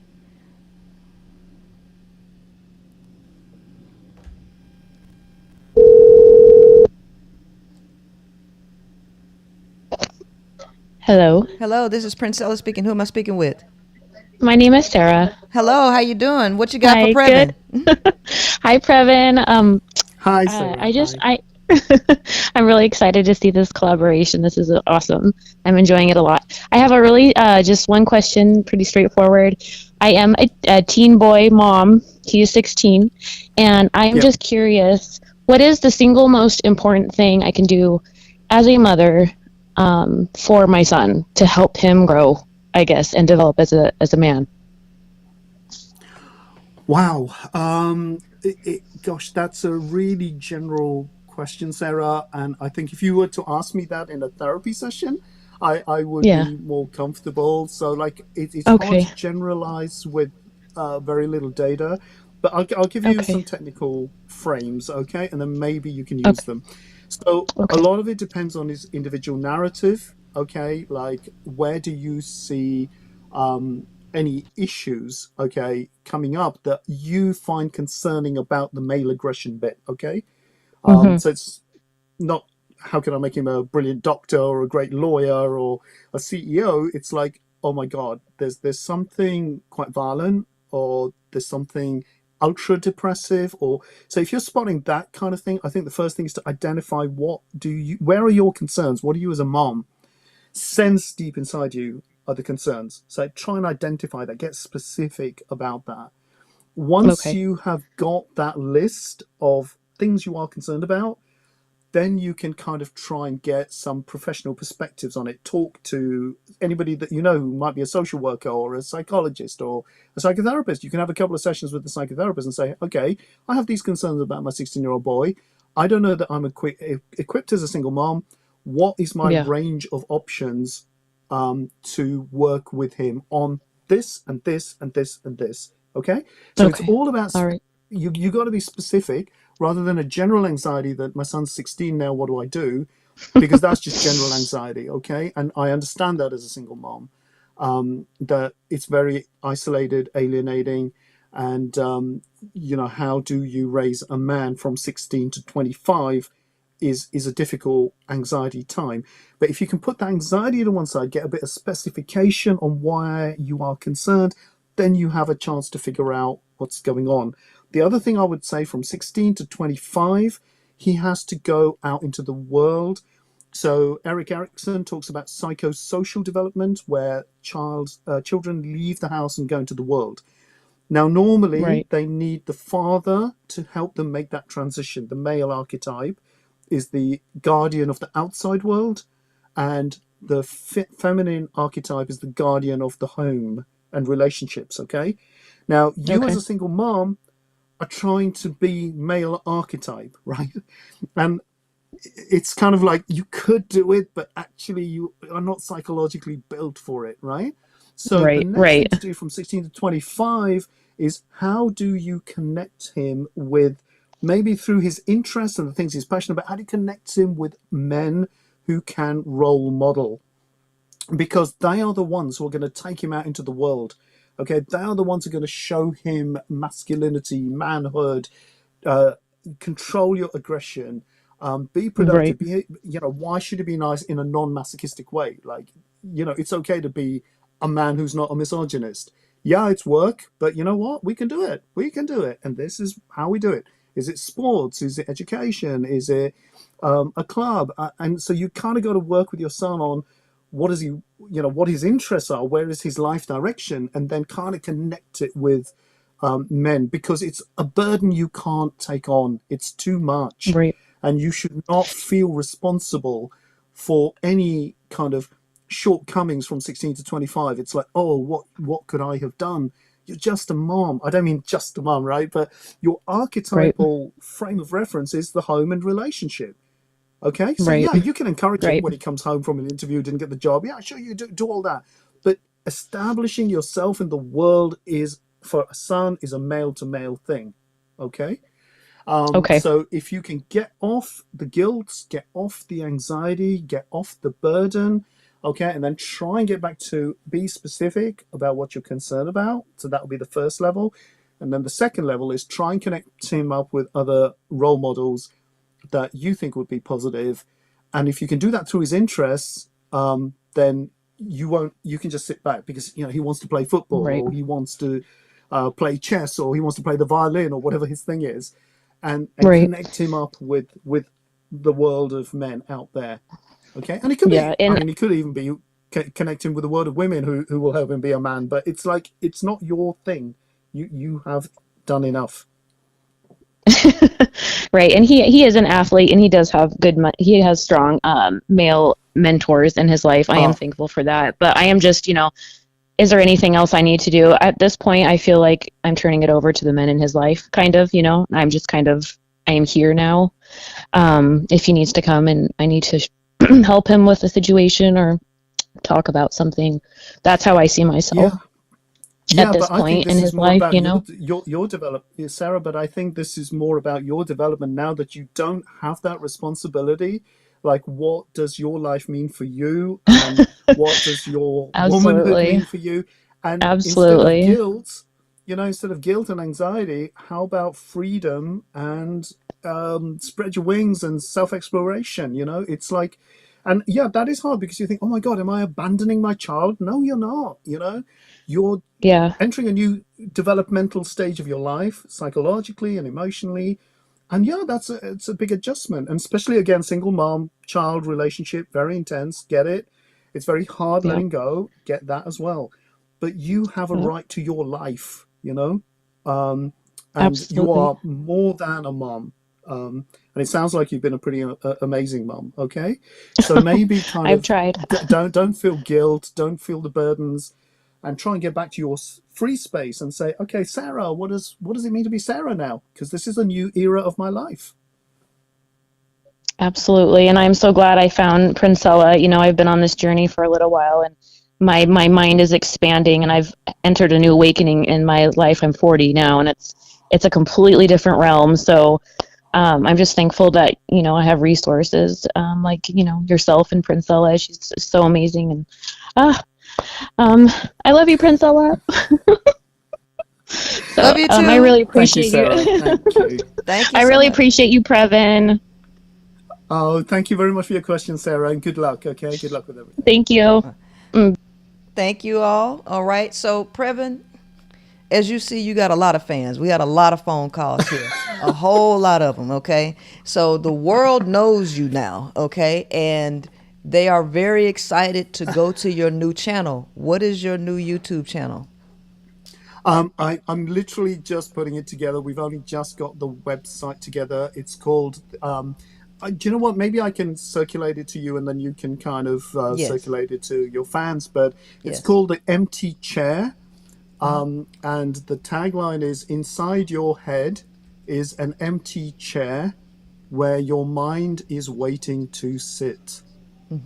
Awesome. Okay, so it's The Empty Chair. The website should be going live by the end of the week, but I don't have any uploads yet. Okay. So I'm planning like autumn time to get the uploads, but you can see the topics I'm going to be talking about. So I've got a section for racism, section for misogyny, and one for fascism, left and right. I also have one for interviews, and I have one for introduction, which is about basics of psychology, psychoanalysis, the kind of questions that we've been dealing with, Princella.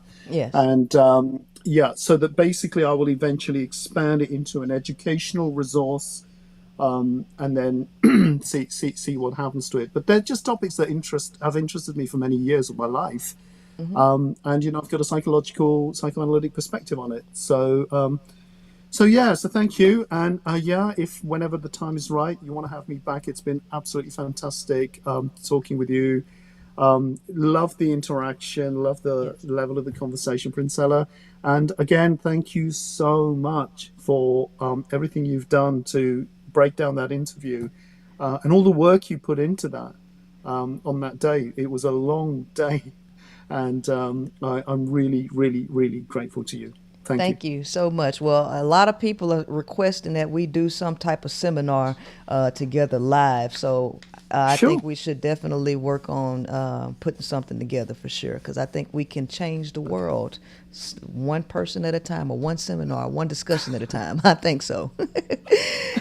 Okay, absolute pleasure. You guys. Sorry, that's a term of affection. Right. It's not a gender statement. But have an awesome rest of the day. Yes. And until we speak, good luck with all the indictments. Okay, we're sitting here in Britain, just going, do it, put him in jail, please, put him in jail. Yes. So, good luck with all of that. Okay, best wishes to America. Take care. All right. Bye. Bye-bye.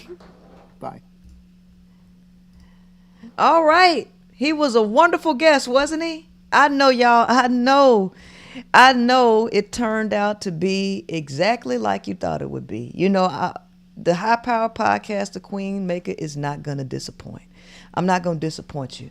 Now, before we get out of here, we had a lot of people make some contributions through Super Chats. So I want to make sure that I recognize all of my contributors. So let me shout you out, okay? But we have we're gonna do a lot of great things, ladies. We're gonna do a lot of great things, and all the haters out there, you cannot hold a candle to me, sweetie. You can't hold a candle to me. Who you bringing on your show that got some sense, huh? Who you bringing on your show that got some sense? Nobody. You just want to whine, cry, and complain. So you can accept the truth that the psychotherapist from another area of the world says, or you can be in your feelings. But I said what I said, and you heard him when I asked him about men being incapable of love. He say, I thought that was common knowledge. It's so obvious. Huh? Something that I'm telling you is so a profound discovery. Previn say, hell, I thought that was common knowledge. Baby, go argue with your mama. Argue with your mama. Don't argue with me, though.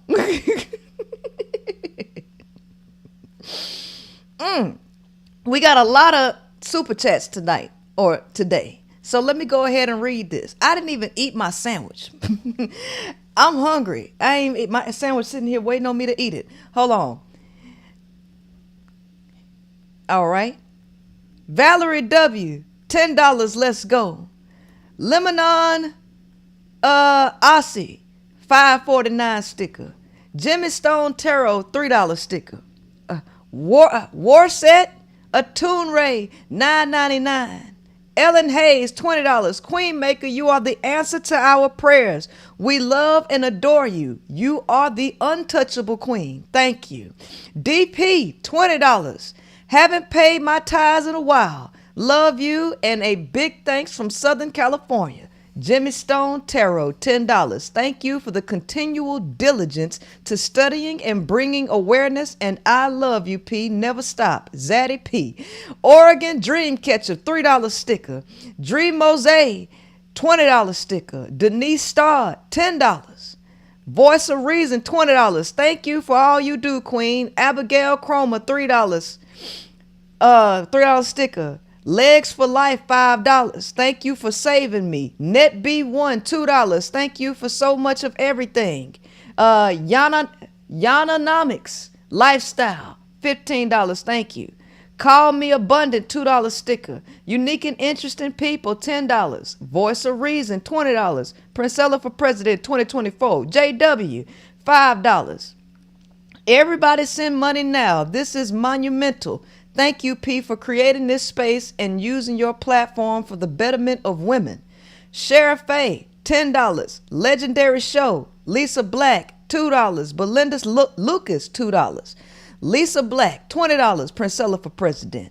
Andrea Halley or Hall, $20. This is gold.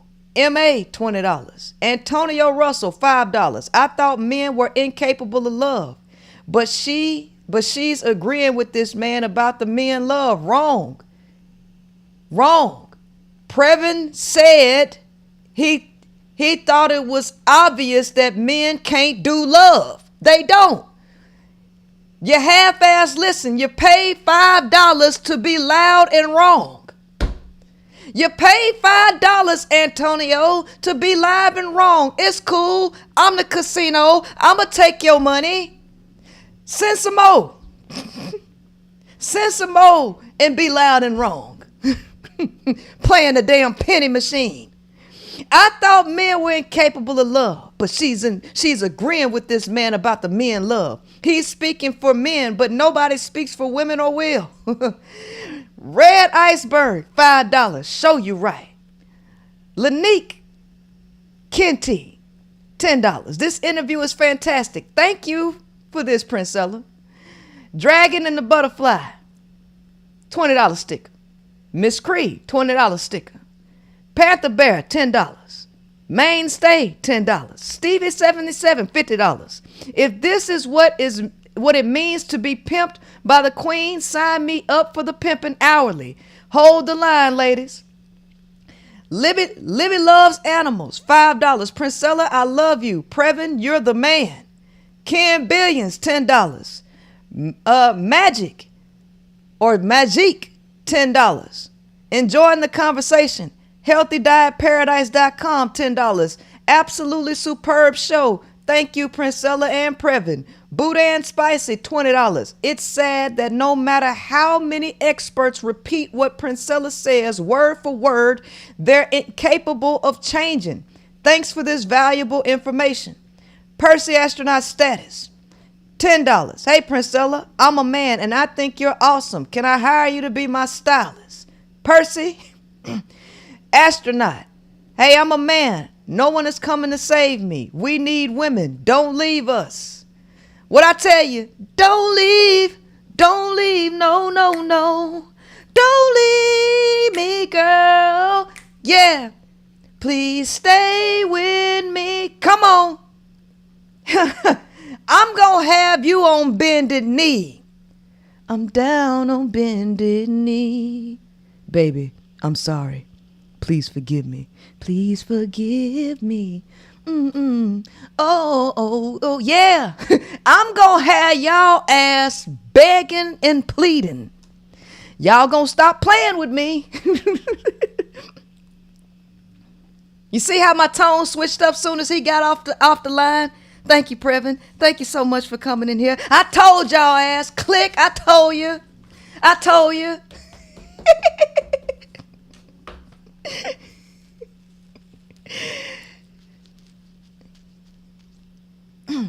Percy, astronaut status, $5.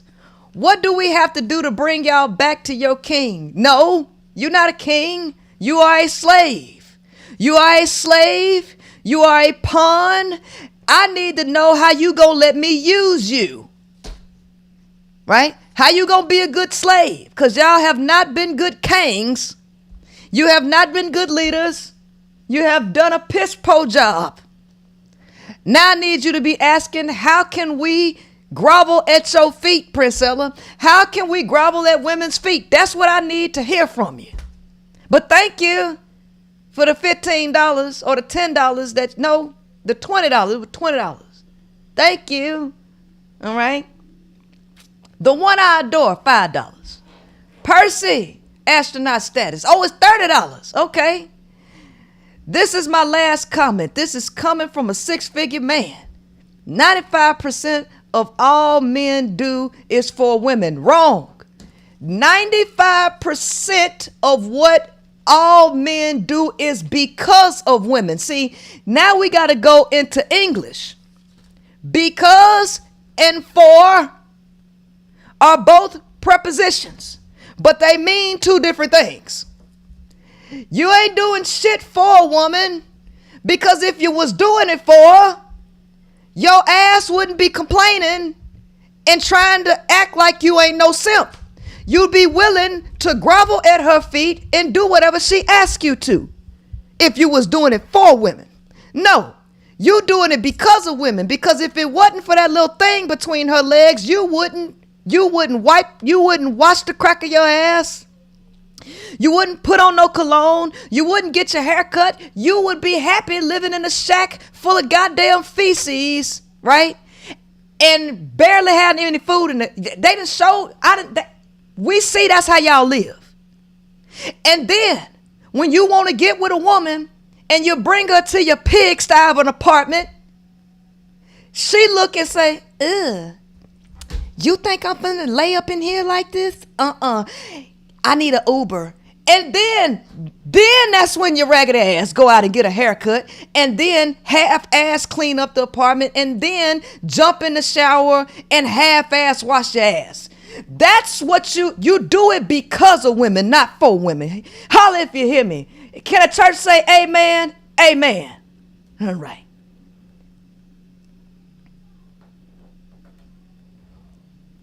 Black hippie, $2. One JoJo D, $20.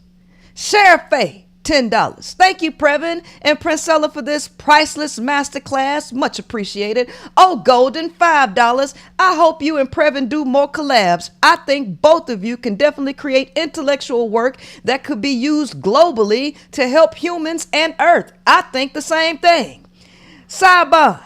$20. Princella, please invite Previn to contribute in the upcoming workshop on August 26, 2023. I might ask him to sit in. I'll ask him if he's available. Mary Chance, $5. Thank you, P, for bringing Previn carrying on. This is fantastic. The Golden Voice, 2022 or 222. $5. Amazing live. Thank you both for the much needed knowledge. Deshonda Johnson, $10 sticker. Power Player 56, $10. Thanks for this powerful podcast. African Rum Punch, $8. Gratitude to this conversation. Tam Renee, $5 sticker. Miss Truth Teller, $10. Men lack empathy. How can they learn that? Therapy? Miss Truth Teller, $10. She said $10 two times for the same question. Jimmy Stone Tarot, $2. Obey Kid, $10. I appreciate the interview so much. Thank you, Princella and Previn Carrion. Flower Power, $50. Mixtress Monica, $5. I'm so happy I found your show 2 weeks ago. I bought both of your books recently. Blessings to the Queen Maker. Nathan Porty, $2. Never knew she could listen this long. Nathan, I can listen to somebody with some sense. I bet I can't listen to you for 30 seconds. I couldn't listen to Trev, smooth, retarded ass. I couldn't listen to the Great Value Genuine. I can't listen to 90% of you. Thank you for paying $2 for me to chew your ass out, Nathan. Thank you for sending a cash app and not calling my phone. Cause you right, I can't listen. Lovely, $5. De'Ara Moore, $20. This was very much needed interview. Thank you, P, for having Previn on. D. Sinise, $10. Thanks, Queen, for this information. I just found your channel and I've learned so much in 1 week. Nathan Porty, he just can't stop talking, huh? He can't stop talking. Nathan has sent me something else. $10. So glad Pastor P tuned down the aggression behind a good message. Sir, when it's time for me to get intellectual, if y'all haven't noticed, when it's time for me to transform, to go into certain spaces and talk to certain people, I know how to handle myself. There's a time and a place for everything, which y'all clearly ain't learned. Y'all don't have the ability to adapt, right? When I'm talking to people to change their mind and teach them, I go raw. When I'm having an intellectual discussion, I have an intellectual discussion. Now that that intellectual discussion is over, I'm going in like I should, right? Felicia Gray, $5. This was interesting. What responsibility do women have who have really and tangibly harmed by men and boys?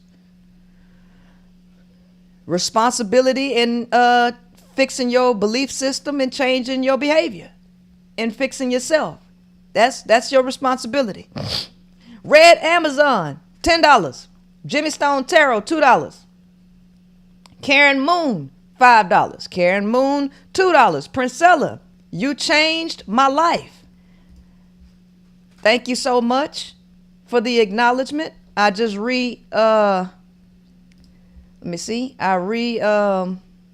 this to read some more. Let's see. We got some more. Okay. Quita Ward, $5. Great interview. Cammy, $27.72, $20 sticker. Mira Warren, $10 sticker. Pure Alchemy, $20. Thanks, P, for your time and all that you do. Tara. Desired Demi, $10. Katie Webb, $2. Grandma Shelley, $10. Amazing Live. I'm looking to more like just like it. Looking to more like just like it. Thank you. Nathan Porty, $10. Why do y'all not identify the difference between males and men? Nathan is a trick. Nathan is a six-figure trick who just want to keep sending me money to say stuff. I ain't no regular Dusty. I'm a six-figure Dusty. And I can afford to trick my little coins off on on your little show. You know. See, I'm big business. See, this don't mean nothing to me. I throw you a little $10 here. I got a question for you though. Why y'all act like y'all can't distinguish males from men, huh? Because you see how I just gave you like $40 just to ask you a question when I really could have just gave you 10 and asked 15 questions and won $10. See, I'm generous. I'm a real man. I'm gonna throw you this little $10. Can you answer my question? Because I'm a real man. A real man know he got to pay to play. You see, I'm paying to say. I'm paying to say. Mama, why you just won't tell everybody that I'm the only man that's really out there? Nathan!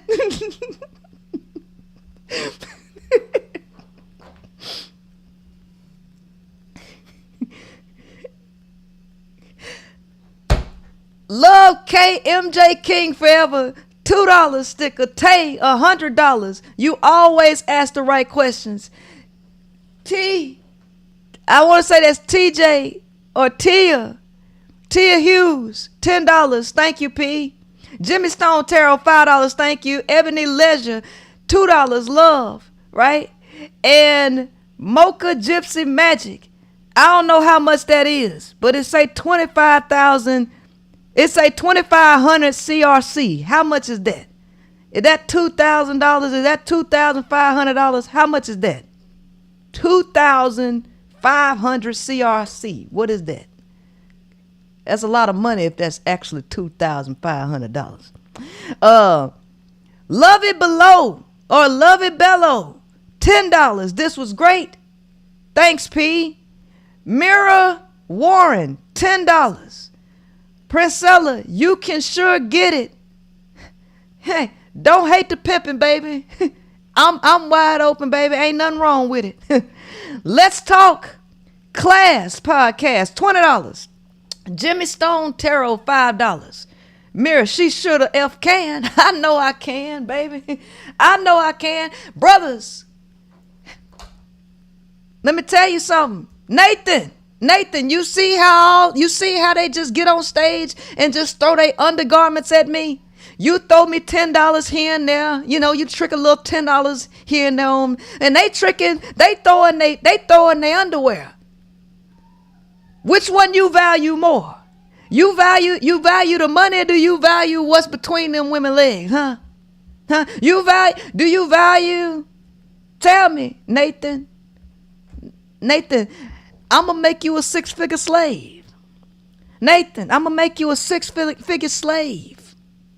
Just bow down. I treat you good. I sure will. I treat my slaves with dignity. Look.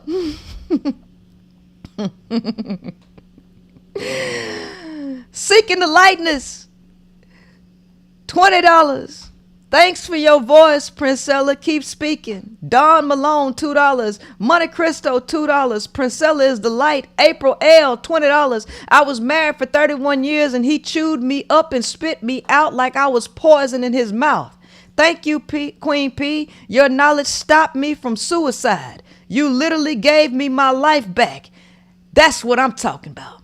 That right there is what I'm talking about. I'm literally saving people's lives out here. So I don't care what none of these people on the outside of High Power Podcast is talking about. They can miss me. They can go dump their head in a bowl of toilet water. Okay? Right? And I'm going to read some Cash Apps, and then I'm going to let y'all go. I'm going to eat my sandwich because I'm hungry. Lauderdale, $100. Another great show. Belinda Lucas, $25. Kalia Mason, $25. Iris Knowles, $25. Zelia, $25. Nurse Fancy, $25. Khadijah Dixon, $20. PD, $20. Mother Goddess. Marquita Ward, P for President, $10. Gabby H, $20. Raven Knighton, $10. Harris, $333. And Miriam M, $5. Thank y'all so much for blessing me with what you've blessed me with. And thank y'all for tuning in and showing the show love. Thank you for being open and willing to change your mind and your programming, because everything you've been taught to believe is a damn lie. It's been a lie, and y'all need to stop believing in these lies. Stop listening to people who do not have your best interests at heart. You understand? Stop listening to people who do not have your best interests at heart and continue to want you to be drained, and they want you to continue to be abused. Stop listening to them. Right? Nathan Party, $10. The message delivery could be adjusted. Well, why, Nathan? You see how many people was in here watching it? 2,000 people. You see how many lives have tangibly been changed? I don't think I need to change nothing. Could the message go further if I diluted it? Maybe.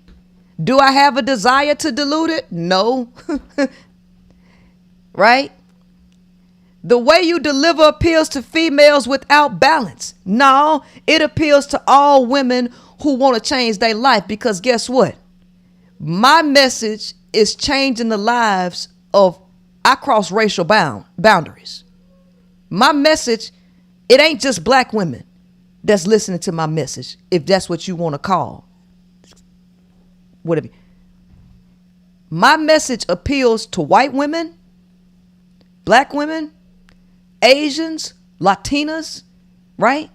I got women all over the globe of different religious backgrounds and everything, and they do not have a problem with my delivery.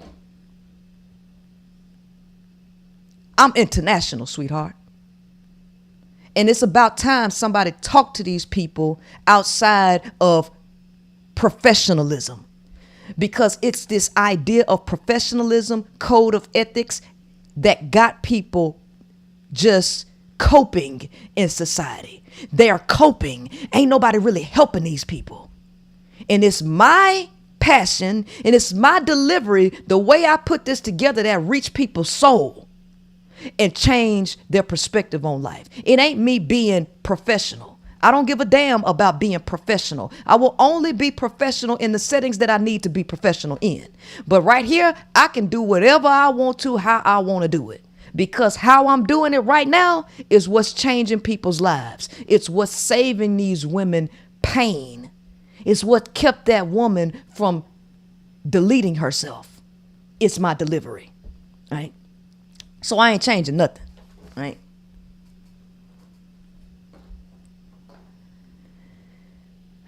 Females without balance. Your guest delivers in a way that actually applies. Nathan, Previn, I reached out to Previn and asked him to be on my show.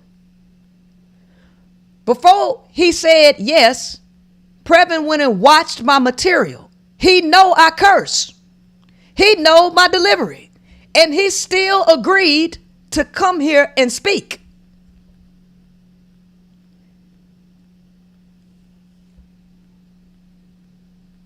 What does that say? What does that tell you? It ain't quote unquote professionally packaged. I'm not here talking to men. I don't care how men perceive my message, because I'm not talking to y'all fragile asses anyway. Previn is talking to you, and once he get his channel up, I'ma send your ass right over there, okay? So that you can get the message that he's trying to deliver to you, because Previn targets men. He don't target women. His message is to you. So maybe he's talking to you the way you need to be talked to. And I talk to women the way they ass need to be talked to.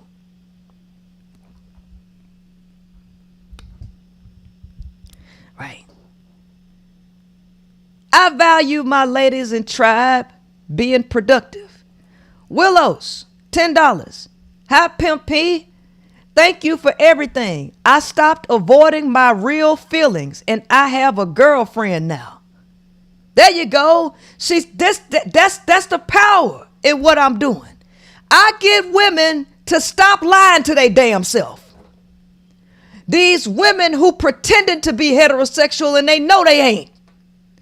To stroke your goddamn ego, to make you feel better about yourself while she denies her authentic self. See, I do a lot over here.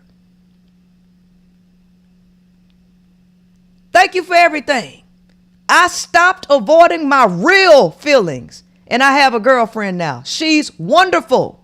To everyone else, buy the books, membership, and workshop. You are worth it.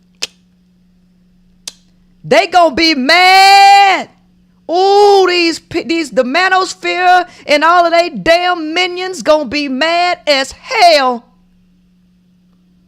Go on, send the rumors around that Princella running a lesbian cult and she turning women to lesbian. Go on, tell them. Go on, tell them I'm pimping my audience. Right? Go on, tell them whatever you gotta tell them. Shaming ain't gonna work. Tell them whatever you gotta fucking tell them. Nathan, $2. Females need to be saved. Wrong. Women need to be saved. I don't know who you talking about.